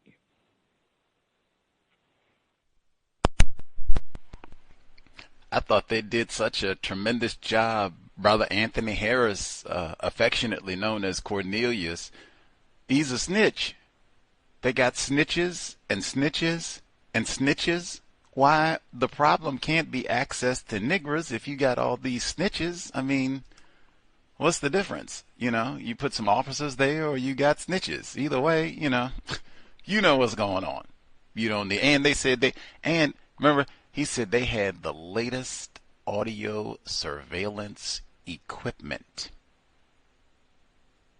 I think you got all the details, info, access to the niggers that you need. Incidentally, I did go flip back to chapter 6 to look at those images. Mr. Sanders is pretty handsome dude. He's got his uniform, shaved, sharp, right on. Dignified slave, but anyway, Officers for Justice. And I will add, he didn't have his pants hanging off his behind. He was buttoned up, crispy, dry cleaned, and apparently still called a nigger. So the problem can't be black people. If we just dressed a little bit better, white people would do right by us. Can't be. That notwithstanding, I found that image of, I don't even know what that is. I should go back and get the caption, but he's holding a gun. I guess it's supposed to be one of the suspects. Man, if any of these privileged black males if they could have got a Johnny Cochran, it would have been O.J. Simpson before. I think everybody would have walked. I wouldn't have even said anything. I would have just went back. Let me get that letter of recantation. And matter of fact, give me two. Give me the recant and then give me the reaffirmation. Give me all that. I'm going to put that up and I'm going to put that sketch up. Dismiss charges, that's going to be one. If we can't get the charges dismissed, matter of fact, get all of the clients, everybody who's been charged, stand up and get that image that she's talking about with the person holding the gun and put it next to them. Anybody here resemble this photograph? If the answer is no, that's reasonable doubt. And then the foundation of the case. I lied. No, I didn't. Well, maybe no. Dismiss charges. But if they had Johnny Cochran, everybody here would have walked. And I got that from O.J. Simpson. Jeff Toobin. Hey, we had F. Lee Bailey on the program. Like, get out of here. Like, hey, we got a little bit of jurisprudence here at the Katherine Massey Book Club. Any hoodles. Salim Erekat, they do have videos. The California Historical Archive, I'll post it, of Salim Erekat. Now, it's not a video of him. It's talking to his family, attempted, and friends. You can see them, but he is in the book classified as so-called Arab. Until very recently, almost until days ago, that was classified as white. Now, whether he walking around would have been accepted as white and all of that, who knows? But Arab was technically, that is white at this time period. So you'd have to go. I'll post the video so you all can see what they look like, his relatives and such. Salim Erekat. So y'all can see what he looks like. See if you think he'd be accepted as white. The name can be too dark. I'll just say that. You have to look at the images and see for yourself. While I was looking, because that video, is not on YouTube. Many videos are not on YouTube. 2 hours ago, Miss Switzerland finalist was murdered, then pureed in blender by husband. 2 hours ago. I normally, on topic and all, but just, wow. What am I to say? In the blender? Like, what? What? Jeff Dahmer, man. Jeff Dahmer. Anyway, on topic. I'll read a little bit from one of the emails, then see if other folks have concluding thoughts as we wrap up the zebra murders. Let's see. Email number 1. untiljustice@gmail.com. And I did have difficulties dialing in for the broadcast. I don't know if other folks had problems dialing, but that's at least twice over the past week where I've had difficulties. And I think our guest for yesterday, Dr. Skinner, she said she tried to dial in and she also had problems, and then I called her. So it is widespread. You can use the VOP dialer anywhere in the world. It is free and it works. We've had guests and others use it freely for a long time. Works, great reception, all that. And you can always listen online if you're trying to dial in and it does not work. But I have had problems. Usual suspects. Email number 1. Greetings, Gus, callers, and listeners. All the confusion regarding the so-called zebra murders should give non-white victims who are interested in counter-violence pause. Moreover, with all the myriad of surveillance techniques and weapons available nowadays to race soldiers, just seems like counterviolence is not going to be the answer to the problem. Being logical, just being logical. Certainly not saying that you never use counterviolence. I just don't think that that's how, we just get enough non-white people engaged in counterviolence and that will solve this problem. I don't think so. I guess it could be possible, but white people kill for fun. You have to be pretty codified about violence and non-white people in mass. We are anything but codified at this point, September 2024. Can't even stop name calling each other. Jeez. In this book, I did remember, as I thought I would, Marion Johnson. We heard him at the beginning. I said that he didn't mention Jonestown People's Temple when talking about the turbulence of the 70s. Mr. Sanders, at the end of the book, same thing. And nowhere in the book, but even he, when he was talking about the Symbionese Liberation Army and everyone else he mentioned during that time period, no mention of the People's Temple and Jim Jones. Blast, it's on the same street, man. It's on the same street. How is that? Any hoodles, back to the email. Epilogue 1. To explain is not to excuse. That's the, phrase at the beginning. Lauren just talked about that as well. And to understand is not to forgive. I'm not sure this is true. When you explain a mistake, it can seem like you are making an excuse in some cases. I don't know. Maybe I'm confused about this statement.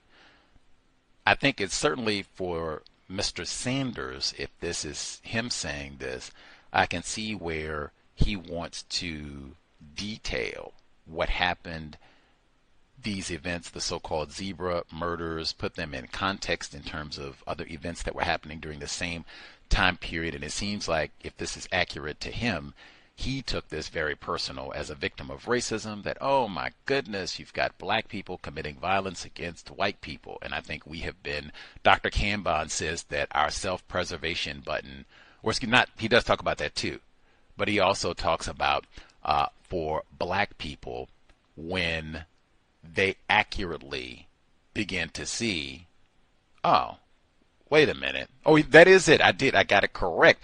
He said when that self-preservation button has been turned on, he said for most of us it's off.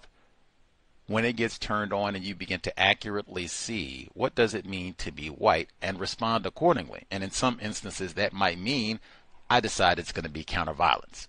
Not, oh my goodness, you've got to be nonviolent and all this and love and be forgive and none of that.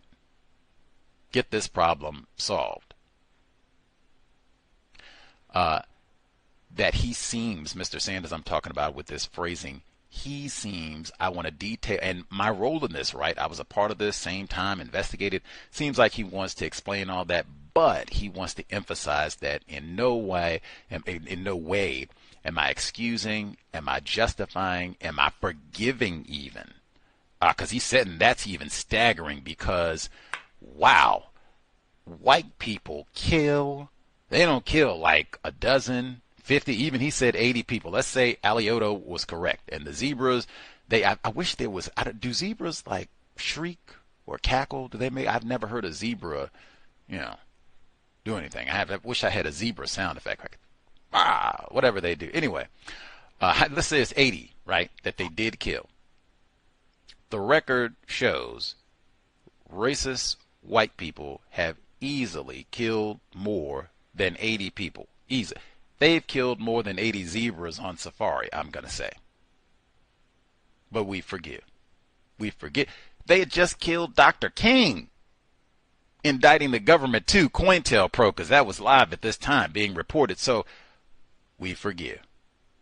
We forgive. We forgive. That's the second time. That's what we were told. I said that last year. Congresswoman Maxine Waters said, oh, no, I don't forgive no black people who vote for President Trump. Not last year. That was 2020. She said that.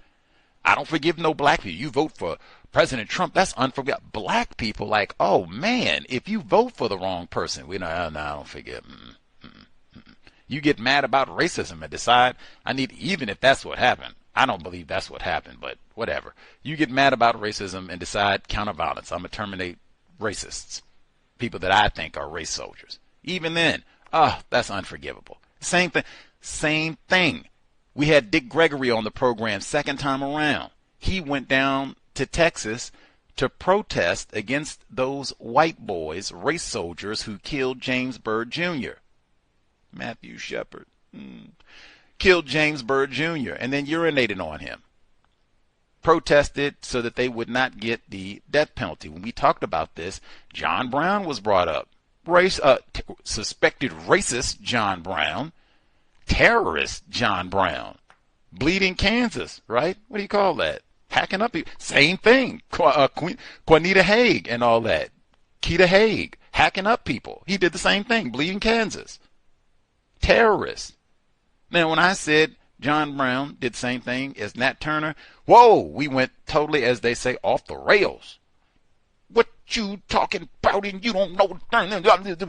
We went off the rails at that point. He vigorously, vehemently disagreed. Victims guaranteed, qualify, not speaking, bad about the deceased. Even if he was still here, I'd say the same thing because archived fact.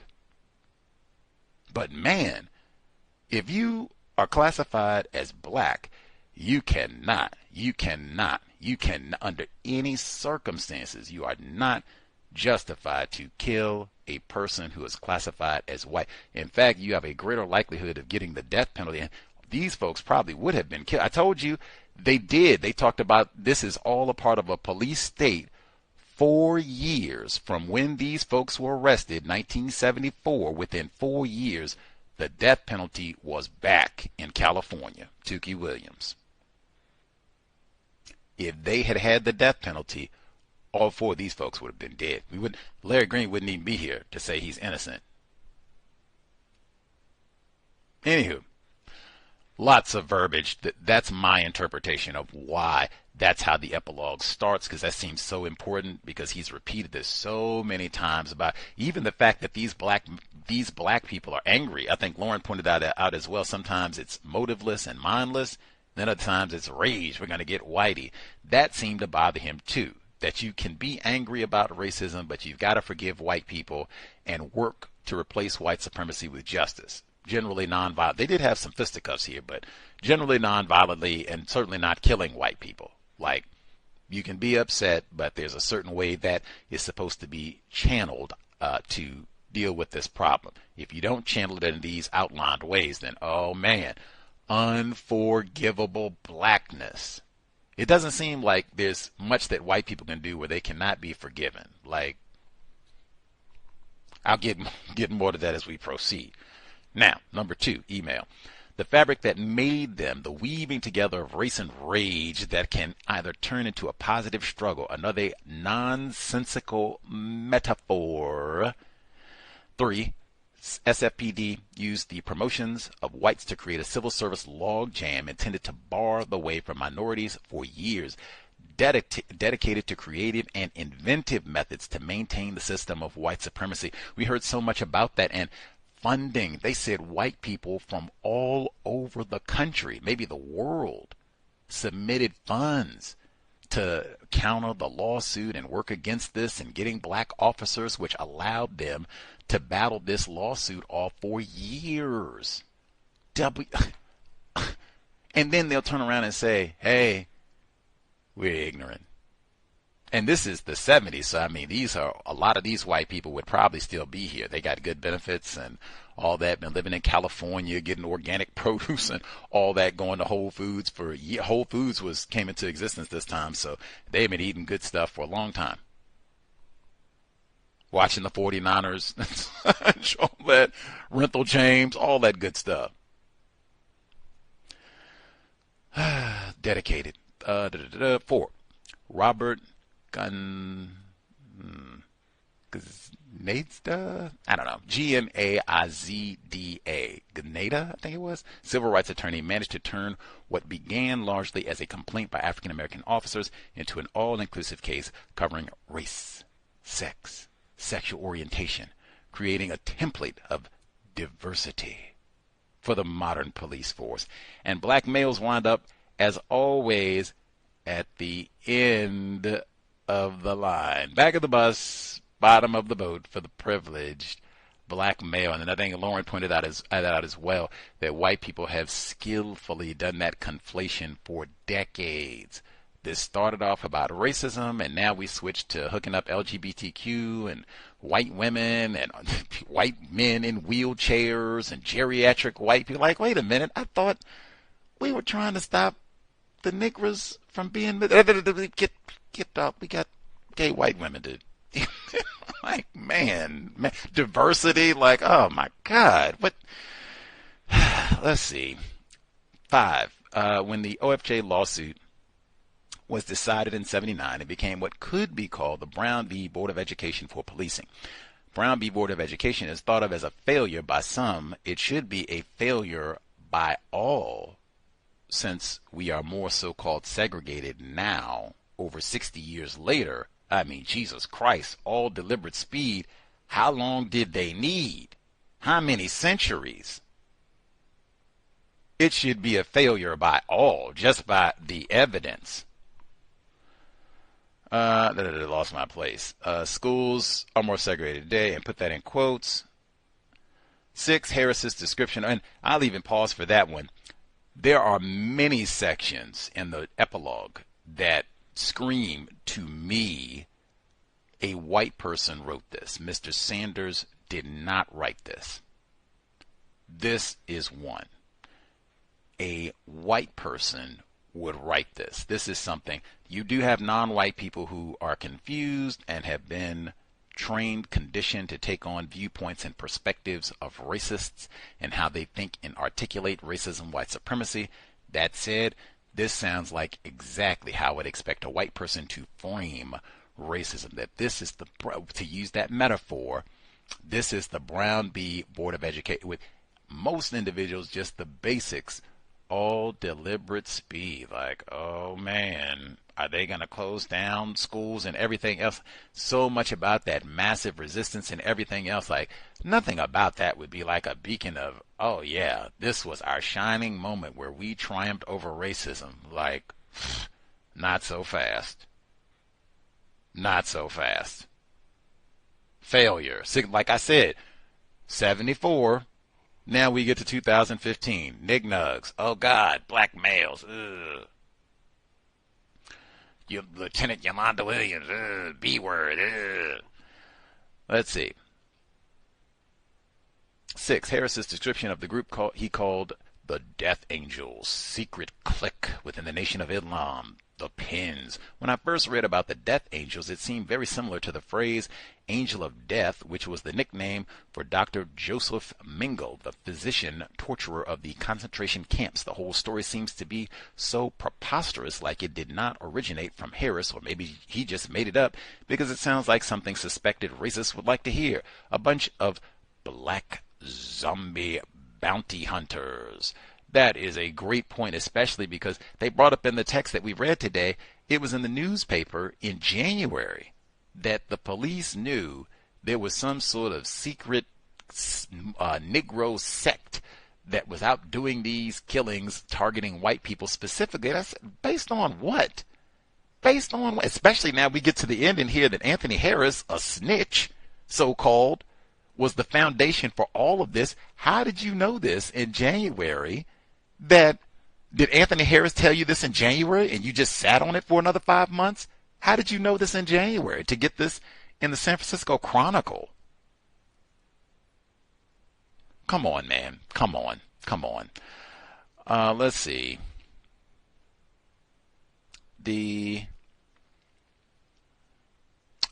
Because after Elijah Muhammad died in 1979, the nation disbanded. Did it disband or just get renamed and reorganized? I think he talks about that and how it got, shifted around, blah, blah, blah. Hey, they were hanging out with Jim Jones, a few days later. So, number 8, proof of what Sanders says can be found in the way Harris described the group in one of his written statements. It is repeated here the way he wrote it, with his spelling and punctuation as well as his sentiment intact. Reminds me of Tubin's book with the OJ letter, including the misspellings. That is the exact same thing I said.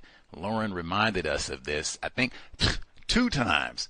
We were once a family where they do the same thing, including they got to put the whole letter in, like we got it in quotes, and this is exactly what, look at that, he can't even spell secret and all that, the misspellings, and they had to do another Negro voice. Why is that?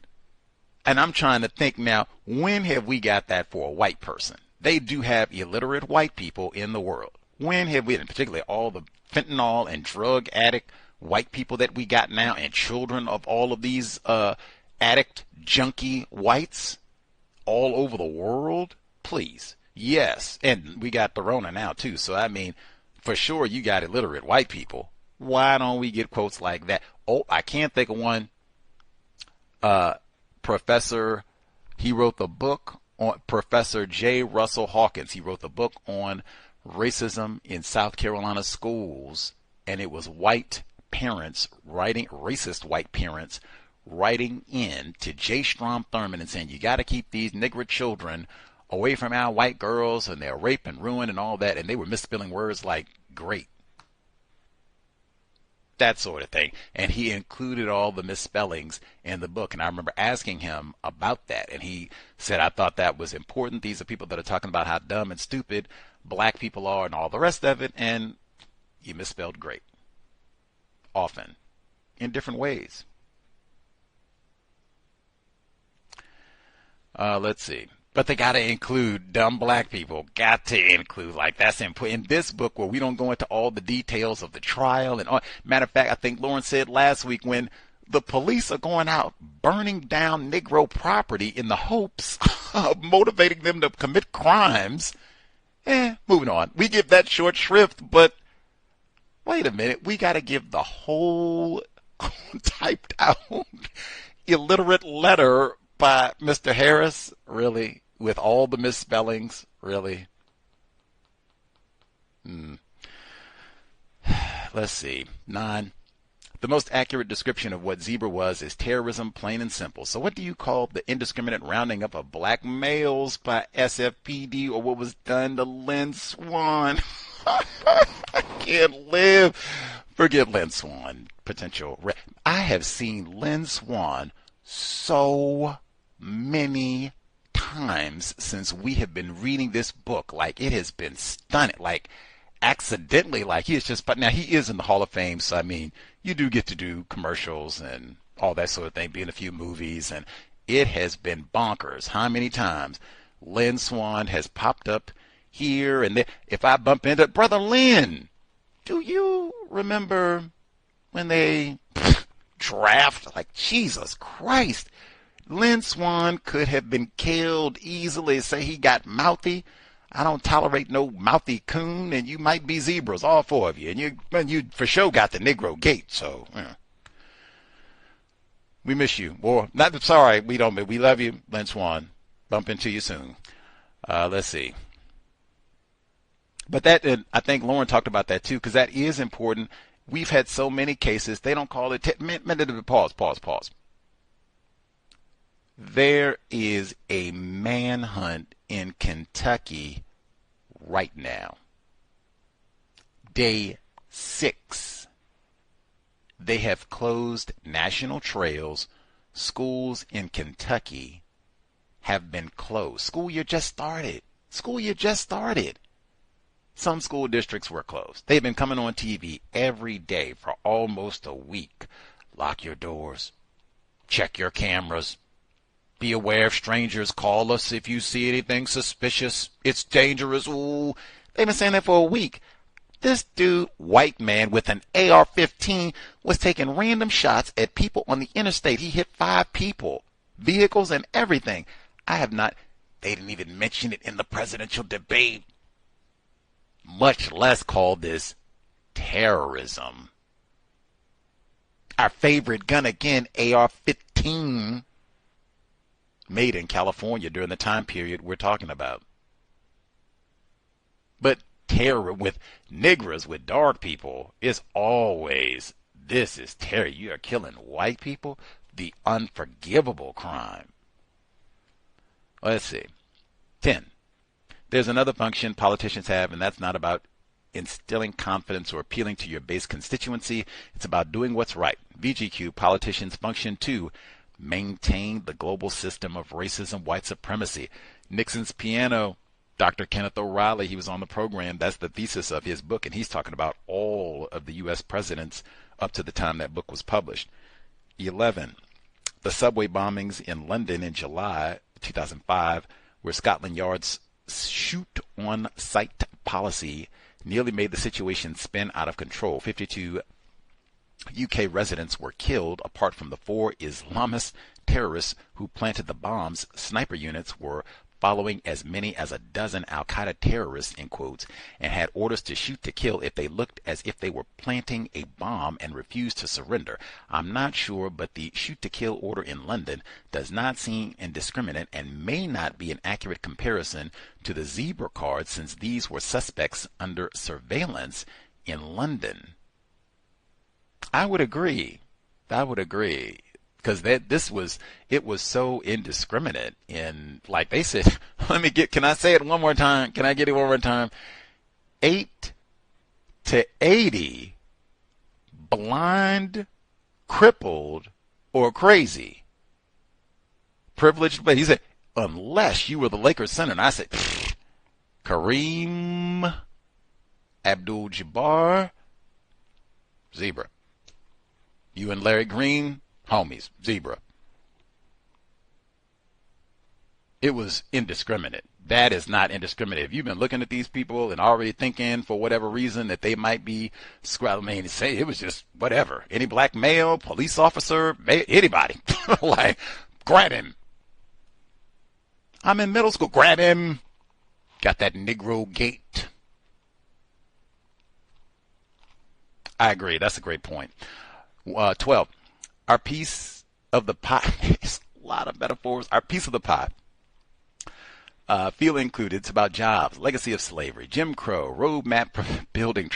Lots of metaphors and slogans. It was really insufferable, the last part. And because there were so many quotes from Mr. Sanders, that was another reason that really for me was glaring. Mr. Sanders did not write this book. All those quotes and cliches and metaphors, there is no way that you got that in quotes, so that's how Mr. Sanders speaks, that he would then turn around and write in the manner that we've read for the last few weeks or what have you. But I mean, it was insufferable. That's a part of the reason why we have a white guest only policy. It's really hard for me to listen to a lot of non-white people if they, do not have accurate terminology about racism, white supremacy, and are not precise when they're talking about these concepts, and they're just going to rely on a lot of slogans and jargon and metaphors, and the entire way that they explain racism, white supremacy is going to be based on TV shows that they've watched and what they had for dinner, gravy and biscuits, and oh my God, and like I said, grit, you're cooking my grits, and racism is like a bowl of cherries, and a box of chocolates, and it's always a bad apple in the, like, oh my God, Jesus Christ. Because he said we got a democracy. It was a lot of that. Like, you'll protect your whole piece of the pie, and I'm like, what are you talking? And real talk, even when he said that, like, I have no idea what that means, but have you seen this? Particularly where you are in California, have you seen this? Where the niggers there feel like, yeah, we got our piece of San Francisco, and we're going to protect the whole pie. Like, what? Who? Debo Samuels? Who are you talking about? Point him out. Brandon Ayuk, he got paid. Who are you talking about? Steph Curry? Who are you talking about? None of these people even grew up in the San Francisco area. They just got there. They're transplants. Really, I'm just there to work. Who are you talking about? That's like a black person that lives there. Like, I live here. I'm born and bred. I'm doing it for the Bay, man. Who are you talking about? Too Short? Who are you talking about? Lynn Swan? Who are you talking about? Like, break it down, man. Let's see. They won't even call you by your name. Your fellow co-workers on the office, they're calling you Roy, a la Leroy. Come on. Let's see. 13. None of these officers was aware of what the Greens had gone through in the aftermath of Zebra, of the death threats his parents received, or of how deep was the trauma they endured. Do the parents of white serial killers get similar treatment? Seems like Dahmer, Harris, and Klebold's parent went on with their lives quite comfortably. I'd say more than comfortably. I mean, Jesus Christ, like, they got so much sympathy. People adore Sue Klebold. She's a celebrity. She gets honorariums and gets invited to places to speak and is assured you're not a racist, and neither was your murdering son, who was a coward. Same thing for Jeffrey Dahmer's father, Lionel. He gets to do documentaries and movies and write a book. I don't know if it was a bestseller, but I mean, they made it into an audiobook, so it didn't do too bad. I'm sure he didn't do that for free. He didn't say he donated all the proceeds to the black people that got chomped on and killed. Non-white people, the Laotian. I didn't hear that either, so you have to tell me something. Like, I don't see. And really, we didn't get an understanding from reading this book either, because he was so cheap on the details. Like, in comparison, how many times we heard about the teddy bear and all of that, and the way that the white victims were humanized. We did not get that. And we, in general, we do not get that for black people. You can even think back, we read the 22 caliber killing, and the black victims there, were they humanized in this way? I don't think so. They talked about some of them running numbers. Like, they were, and again, maybe they deserved this. Let's see. The cops who worked, oh, wait a minute, missed one. Anthony Harris, whose testimony was so critical to the killer's convictions, has disappeared. Interesting. That's another one where it was even speculated by maybe what happened to Anthony Harris is what happens to murderers. He got. Wait a minute. No, pause for James Cook, man. Black male in the military who was killed last week. The revenge for the zebra killings. Come on. I mean, it's a whole lot of people who get it. Zodiac Killer was never caught. It's a whole lot of people who get away with it. What is this? Wishing harm on another black person, victim of racism. He was the foundation of your case, man. Good riddance to bad rubber. Jesus. And do we talk about any white? I don't even hear people talk about Jeffrey Dahmer. They made movies about him. Man, they made one movie. What's it called? It's called My Friend Jeff.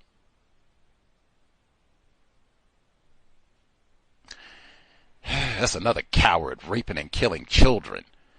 Let's see. 15. Cops who work day and night to find the killers and stop the bloodshed. However, they did their best. Is this true? Did their best? Question. They gave out them zebra cards. Seems like a lot of mistakes were made and questionable practices. That composites, oh my God, those sketches are out of this world. And again, the main thing for me with the sketches is the sketches that they put the newspaper, that second round, up everywhere, and they say Anthony Harris. Oh my God, pause.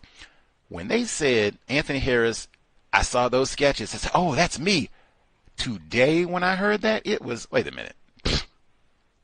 Did the police go get Anthony Harris and just draw a sketch of him?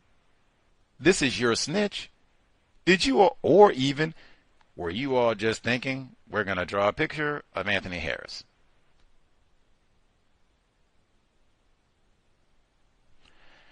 All of this is so lame. I mean, if they had competent defense at all, Johnny Cochran, I think Johnny Cochran, even as like a paralegal, he would have knocked this out of the park. He would have got 4 acquittals. White people would have been pissed again. You'd have 2 generations of pissy white people who feel aggrieved. The justice system, let these murdering niggers off. Urgh. Damn Lynn Swan too. That's what they would have been saying. Let's see. I do not think they did their best. Lauren brought that up before in comp policing. I do not think this is competent, like best police work. Not even close. 16. Sometimes there's justice, even in the Hall of Justice. What does this even mean? Question. Shouldn't there always be justice, capital J, in the Hall of Justice? Great point. But hey, we don't have justice or democracy. We have system of white supremacy racism. Before I read the mayor's text, I thought Jonestown was just a group of naive, silly group of black people who were swindled and murdered by a lunatic white man, Minister Jim Jones, who I now know was incredibly wrong thinking, I don't remember the zebra murders, but I suspect I would have dismissed it at the time in the same way, just a group of crazy black dudes. A lot of interesting information in this text. However, I have a suspicion that there is something missing, something left out, incomplete, just a feeling. The ending seems a little too neat and convenient. I agree 1,000%. I can't emphasize enough. we have read a trial book. We read a book about the trial that supplanted this murder trial as the longest criminal trial in the history of California state. That book spends a substantial amount of chapters on the trial. All that information is public. The transcripts are available. Why would you not? Give the readers, and he didn't even do a good job of that. As I said, we talked about that in the reading. He didn't even present us with all the pertinent information, adequate, relevant information. He left a lot of it out and biased toward the side that this nigger did it. He just gave us this was the longest trial in the history of California, and you briefly sum it up in the epilogue. It's not even worthy of a chapter in the body of the book. That is like out of this world suspicious to me. Like, the defense didn't have any arguments. If that's true, if the defense was that lame, then that's just like exponential magnification of what I just said. Incompetent defense. You wouldn't have even needed Johnny Cochran. You could have taken probably, let me get high school Johnny Cochran, and we're gonna knock this out of the park. Acquittal. Give me that sketch. Give me that. I recant, and then I'm gonna reaffirm it. Give me. That's all. We don't need nothing else. Put that up. Stand up, y'all, so they can get a good look, and give me that sketch again. Dismiss. Before we might not even get an acquittal, because before we get to that, I'm gonna ask dismissal of charges, because this is some nonsense all the way through. You don't even, do you have the weapon that they did, firmly that they did this? Man, where's the machete that killed Keita Haig? Did they get that? Man, give me Keita Haig. They said, matter of fact, the palm print with Anthony Harris in the store, oh my God, why isn't he being charged? Are you giving it? Dump all of the, I wouldn't even have to harp on that, but I mean, that's big too. Jesus Christ, this is your star witness, and this dude has got, you have got to be kidding me. You have got to be kidding me.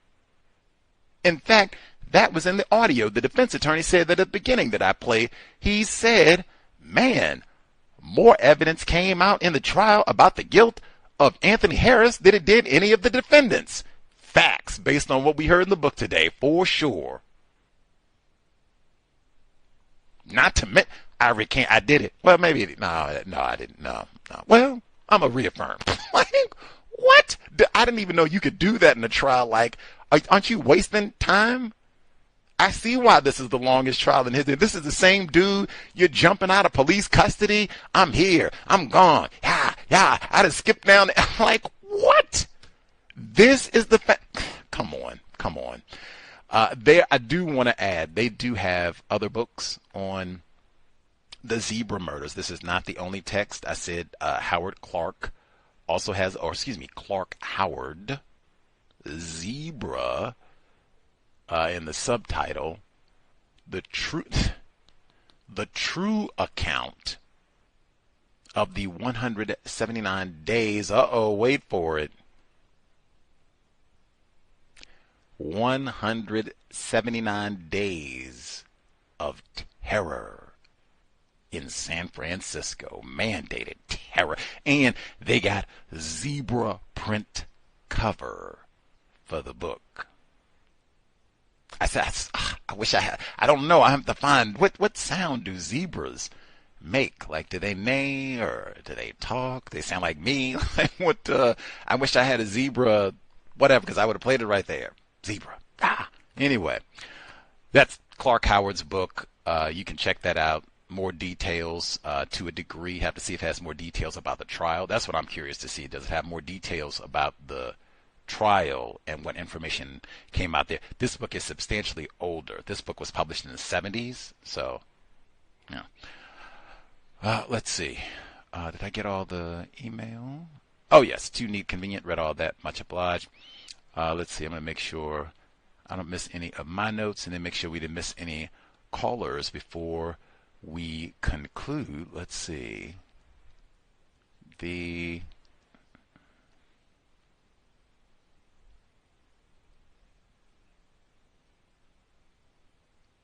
Okay, epilogue, we got that.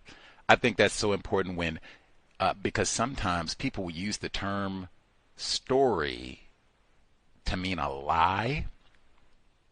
I told a story as opposed to I told a lie. That's in the verbiage as well. So I always have a bit of caution when someone uses that term. And so here it's epilogue, finding the truth in a true story. So that could be in a true lie. Or this is a story, meaning this is fiction, a non-truth lie. But it's told, because people mean that too. They mean that. A story is some fiction. I'm going to tell you something that I just made up, a fabrication.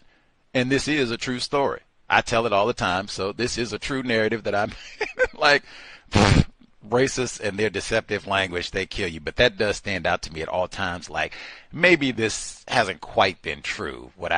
You heard at the beginning, the dude came on and said, yeah, man, the black Muslims, they work with the Klan and doing killings. Yeah, I don't really have no evidence of that, though. What? We're just telling stories. We're just telling true stories. True stories. Man, let's see. It was, for me, it was quite insufferable having to hear over and over in quotes the part where Mr. Sanders is talking about how this black rage allegedly and black people killing white people is so unacceptable and so unforgivable. I think that's how we've been trained. White people kill black people all the time. White people kill white people all the time. They didn't do all this for the Zodiac. They didn't even catch the Zodiac killer. Jeffrey Dahmer can be forgiven. I've seen white people who have killed all manner of folk, and they can be forgiven. Enslaved folks, rape people, all that, they can be forgiven. Black, you vote wrong for black. You keep that in mind for a couple of weeks from there. You vote wrong. We cast you to Satan for eternity, savage. It's man, be funny if it wasn't true. Let's see. The rage. Got all the resistance to promoting black people.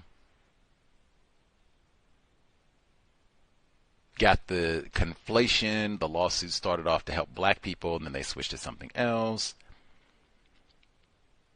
I do think it's significant. The efforts of the officers for justice ended up going beyond and impacting other black people who were enforcement officers and experiencing racism in their departments. Like, hey, you never know how your efforts will impact others and might encourage others to resist, work to counter racism, white supremacy to the best of their ability, work even to produce justice. They got a great name, Officers for Justice. Might even take a similar name for their, geographic location.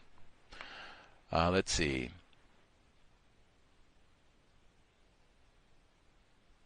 I thought it was so important, Anthony Harris being the foundation of the case. He's a snitch, an unreliable snitch, a snitch who's recanted and lied, and man, dismiss all charges. And he's got to dismiss all charges. It would take a lot to even get to the point where, obviously, there's reasonable doubt. 30 minutes, get your free, matter of fact, get your free lunch. So take an hour, acquittal, thank you. Look at me, get that sketch, and then get the recant, and then take that in with you, get a great lunch. Matter of fact, get the most expensive lunch that you can for making them waste your time with this nonsense that should have never come to trial to begin with. Get lobster, get caviar, get 2 orders of caviar. Eat it, enjoy, and then come back and give us a not guilty. Let's see. I have no idea because he doesn't give us the details. He says that the prosecution was able to parry questions about both his credibility, talking about Anthony Harris, and his truthfulness. How? It wouldn't have been no repair on that one. I don't even think you would need A-game Johnny Cochran. I really don't. How? His palm print. How? Ain't no way in the world you would need that gun from Men in Black, Will Smith, where they come and zap you and what? Remember who? Anthony Harris. Who's Anthony Harris? It would have to be that sort of how? How are you going to make me forget? You mean the dude with the bloody palm print at the scene? That's the person that you want me to Man, give me my 2 orders of caviar and not guilty. Let's see. He says that conspiracy. Now, think of even that. Most of the time, they will laugh at you and do all kinds of wacky things. You start talking about, there was a conspiracy to kill Dr. King, a conspiracy against the Panthers, that sort of thing. A conspiracy to protect Jim Jones. They laugh at you and get wild. There was a conspiracy of 200 black males, death angels, with wings as pins. You should make that a movie. Oh, they did!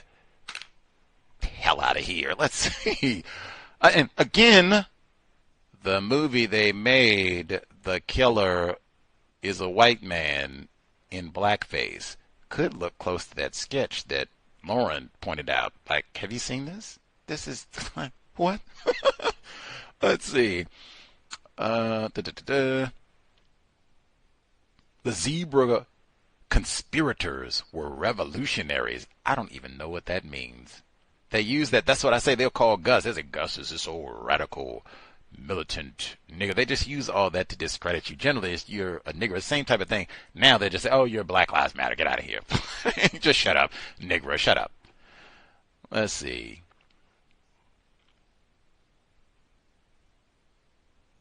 Larry Green maintains that he is innocent to this day. I don't think that was included. Like, he talks about Larry Green not being remorseful even decades later. Larry Green has said that he was innocent, that he did not do these crimes. If I go to California, I'm going to have to get my letter in so that I can ask. Like, can I visit Larry Green? Like, what happened? Like, he might even be willing to spill a whole lot. Like, if he did it, fine, let's hear that. If he didn't do it, fine, let's hear that. Let's chat it up, man. And how's the food here? Black people come to visit you. White people come to visit you. All of that. All of that. Let's go talk to Larry Green. Let's see. Are there death angels? Like all of. Let's go chat it up with Larry Green. Let's see. Even Mr. Sanders thinks the death angels is nonsense. He said he'd never heard of it. I haven't either. He never met anybody in this good. It all seems nonsense. It is such, oh my God. Like, you got white people going around and bombing federal buildings at this time. The Unabomber was born during this time. Ted Kaczynski, death angel. All four of these folks should have been exonerated. All four. And Jim Jones had something to do with this. Now, if you want to throw there, that's mine to throw down. We've been, I didn't even forgot. We're like 8 months in. Jim Jones had something to do. It's not happening on your street. You got all these connects to every powerful person in the world. You got all this money, all these resources. You are connected to the Muslims in San Francisco specifically. Nah, Jim Jones said, and conspicuously, they don't even mention your name when this case comes up, and you had very little to say about it when all this was happening as well. Jim Jones had something to do with all, even if it's he had knowledge about this. Let's see.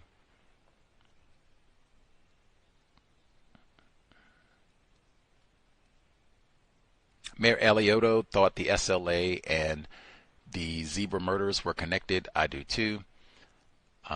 We got the letter from a literate black person has to be included as well, from Anthony Harris. He included, when he talked about SLA and all the wackiness of the time period, he included the SLA, mostly white people, and then he includes Bernadine Dorn. Now, that name wasn't immediately recognizable to me, so I had to go double check. Bernadine Dorn, white woman, wife of Bill Ayers, guest on the Cows in 2009. She was in the Weather Underground. Now, this is your terrorist organization right here. She was on the, matter of fact, we got into it last year with a white guest where I said Bill Ayers is a terrorist. He said, what? He wasn't no terrorist. Remember? And I said, wasn't he on the FBI's 10 Most Wanted? Yeah, he was on the, like, why is he not a terrorist? The zebras, sound effect would be right there again, whatever they do. The zebras, black males, they're terrorists. And we got to put the title of the other book, Clark Howard's book, Terror in San Francisco. And it's got the zebra print on the book cover, I told you. But they're bombing federal buildings and such. White man and white woman, well, you know, freedom fighters. What? That's what Trump said about the January 6ers. So they're hostages, man. They're patriots, man. She was on the FBI, Miss Dorn, Bernadine Dorn. She was on the FBI's most wanted list. She remained a fugitive. She ended up pleading guilty. I guess she pled down to battery and some other whatever. She ended up serving as a professor of law of children and family justice at Northwestern University.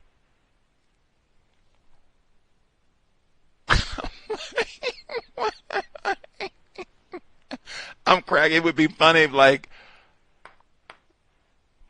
and it's got her looking all dignified, and she's got her big earrings on and all the rest of it. Like, I'm a, distinguished white woman.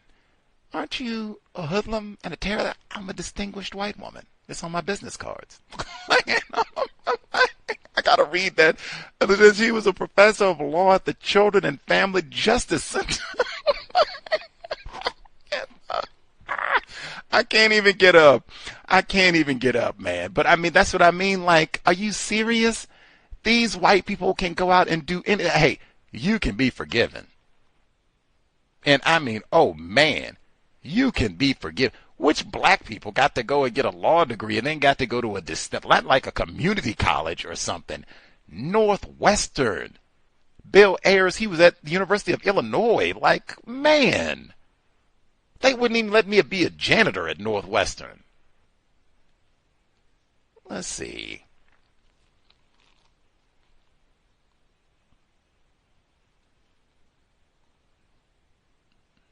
When he, let's see.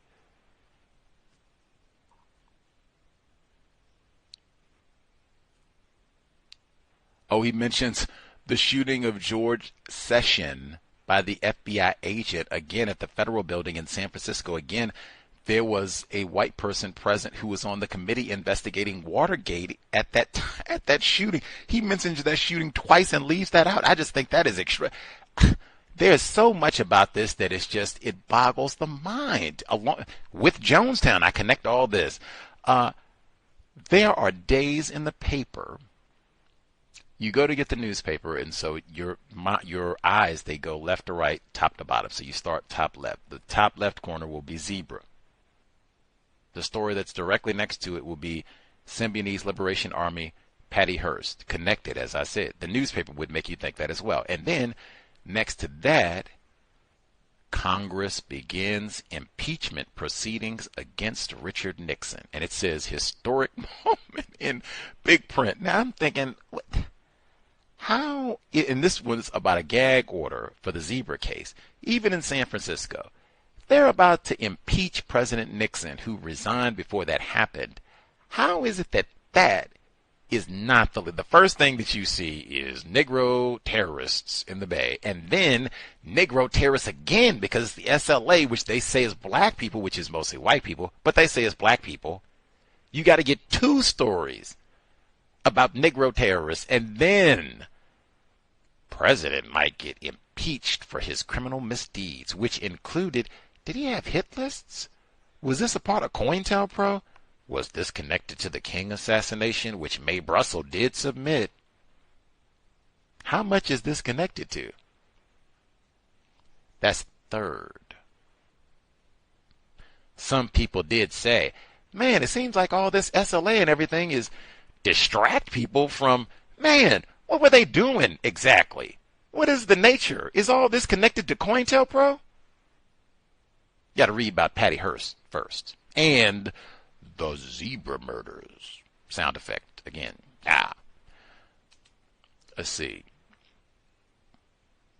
Sanders came in again. He said the temptation in a situation like Zebra is to do whatever it seems to get the quickest results. The government can respond to the public's panic by panicking itself. Pause.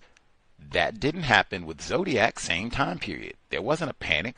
We didn't go smack down everybody. Hey, right now in Kentucky, they aren't smacking down every white person.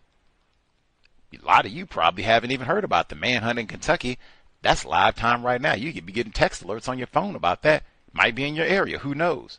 Might have a car. That's not reasonable. They do this with niggers. And it wasn't even for because they said the suspect, some of them, maybe he's Arab, Latino, Middle Eastern, Greek. We don't know. Mixed race? We don't know. Interracial? We don't know. We don't know. But all that just, nigger. He had that Negro stride, and so we just get to all that. Nah, man. That is not that is only reasonable when it is someone classified as white that we think did all this. Let's see. He said they didn't have access. I think that's a total lie. They already told us about all the snitches they had, and Dr. Kenneth O'Reilly told us about that too. Let's see.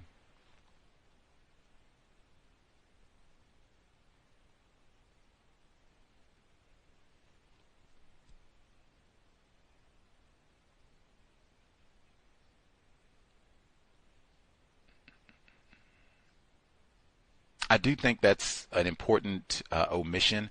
Larry Green has said he's innocent. Now, if you don't think so, no problem. Just say that. But I mean, most of the time, they will at least include, the person said they did this, the person said they didn't do this. One of the two.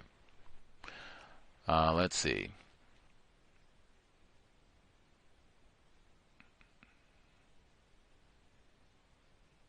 I don't think, and the book, it refers to Earl Sanders in the third person so frequently. Even the last paragraph, it says, and if Sanders, says Gilford, was like Moses, and if, as Sanders says, Gilford was like Moses leading the way to the promised land but dying before he could go in, then Sanders was like Joshua, not only crossing over but going on to become the first African-American chief of police in the history of SFPD. If Sanders is the lead author on this book, why would he refer to himself in the third person like that? And it over and over as though he's talking to the person who wrote that book. That's what I mean. He did not write this book. They should just say that. And the fact that you have to lie about that, that to me suggests that the white people who constructed this project, they think it serves their interest to have the readers attribute this text primarily to a black dude. And you heard the white guy at the beginning, or I suspect it was a white person. I don't know. They didn't give any credits. But saying that a black guy, the black police officer, wrote a book saying that the black police officers were snitching and giving information to the black Muslims. Whereas the evidence of that, and that is a more credible claim that I think people would be less likely to question if you say, oh, it's a black police officer who said this, as opposed to this is in a book written by a white man. Where did he get this information from, at least? And then we didn't hear the acknowledgments he makes. Says he mentions the Officers for Justice immediately and saying it's dedicated to them and all the rest of what they did. And talking about how people were reluctant to talk about the zebra murderers case, which is also interesting for anything that people are reluctant to talk about, unless you're talking about like the actual victims. If it's people who worked the case, prosecuted, covered, I'm a journalist and all that, like, for what? I mean, hey, now, you want to talk about painful things. Jonestown, how many people died? 900? You got books aplenty. So it's lots of painful events that happened in the history of San Francisco that are worthy of being talked about, and they're kind of interconnected. So we should talk about these events, not bury them. Oh, we can't talk about. Like, I reject all of that. That's too painful. We can't go back to that. Forget that. Let's go back and make it for sure what Jim Jones told us. Those who forget the past are doomed to repeat. Sign he had hanging over the bodies. Nah, we do not want a repeat of the zebra cards. Any hoodles, I think I got most of my notes. I guess there's one world where we could be reading another Jonestown book. There's so many, or something related to the Bay Area in this time period, but that shall not be the case for next week. New book. I'm pretty certain I have the book selected, but I'm giving myself maybe a day or so just to see. It's election season. It's been so many wacky things happening on the planet, just to, make sure nothing happens. But I'm pretty sure have the next book we are about to read. So excited for lots of reasons, but giving myself just a couple of days. And even ironically, this book is tangentially related to Jim Jones. So excited to continue. Maybe we can even pivot back to Jonestown afterwards. But new book for next Thursday.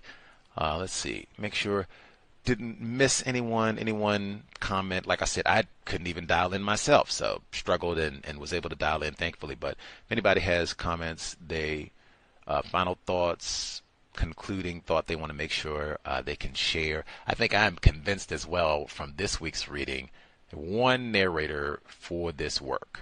I don't think they had a black person to do Mr. Sanders voicing. I think it was the white person, especially the way that letter was voiced, the illiterate writings from Mr. Harris. I think there's one white author who just has their, as you all said, black scent for the different black characters that are going to be voiced in the book. My conclusion from this week's text. Anything else stood out? Folks want to make sure they share. Let's see.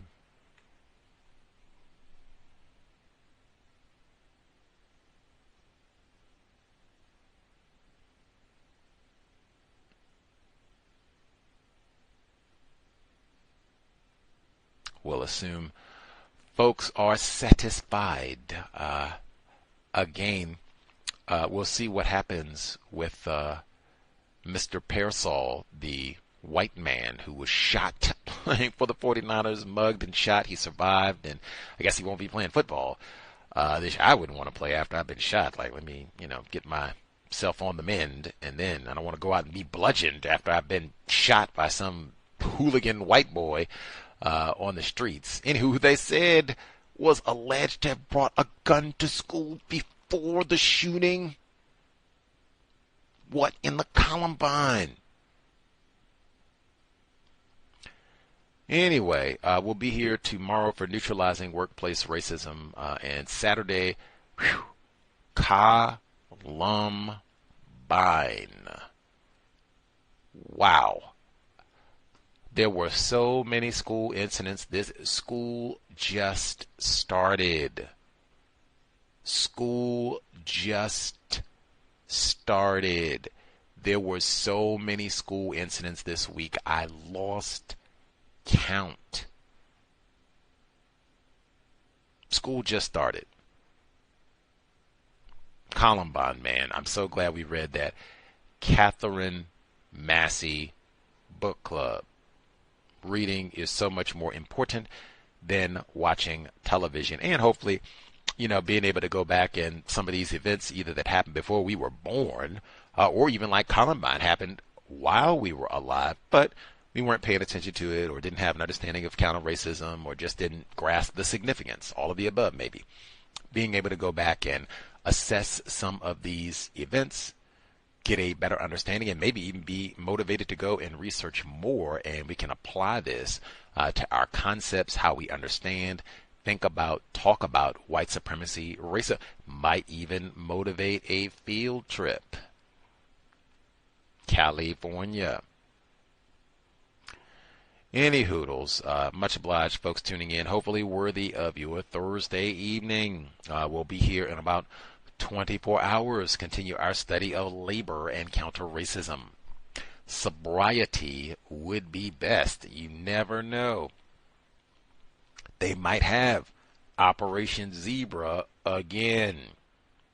If you are stopped, they had whole embarrassing articles in the newspaper about what to do if you get stopped under Operation Zebra and all the rest of it.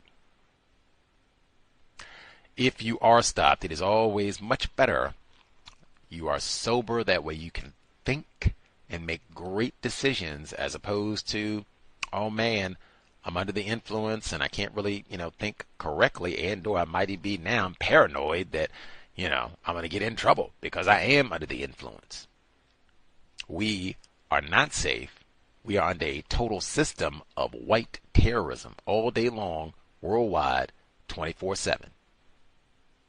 Got to make life-saving decisions. Maybe in the blink of an eye, literal. Creator, we ask that you help us remain patient with other black people, victims of white supremacy. We ask that you help us remain patient with ourselves. Remind us to demonstrate the highest levels of black self-respect at all times, in all places, each and every time we are in contact with another black person. It has been time. Replace white supremacy with justice immediately. No name-calling black people.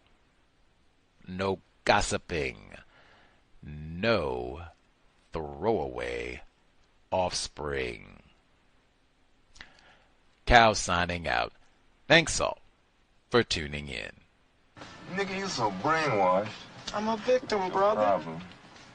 You're a victim. I'm a victim of 400 years of conditioning. Shut up. The man has programmed my condition. Even my conditioning has been conditioned.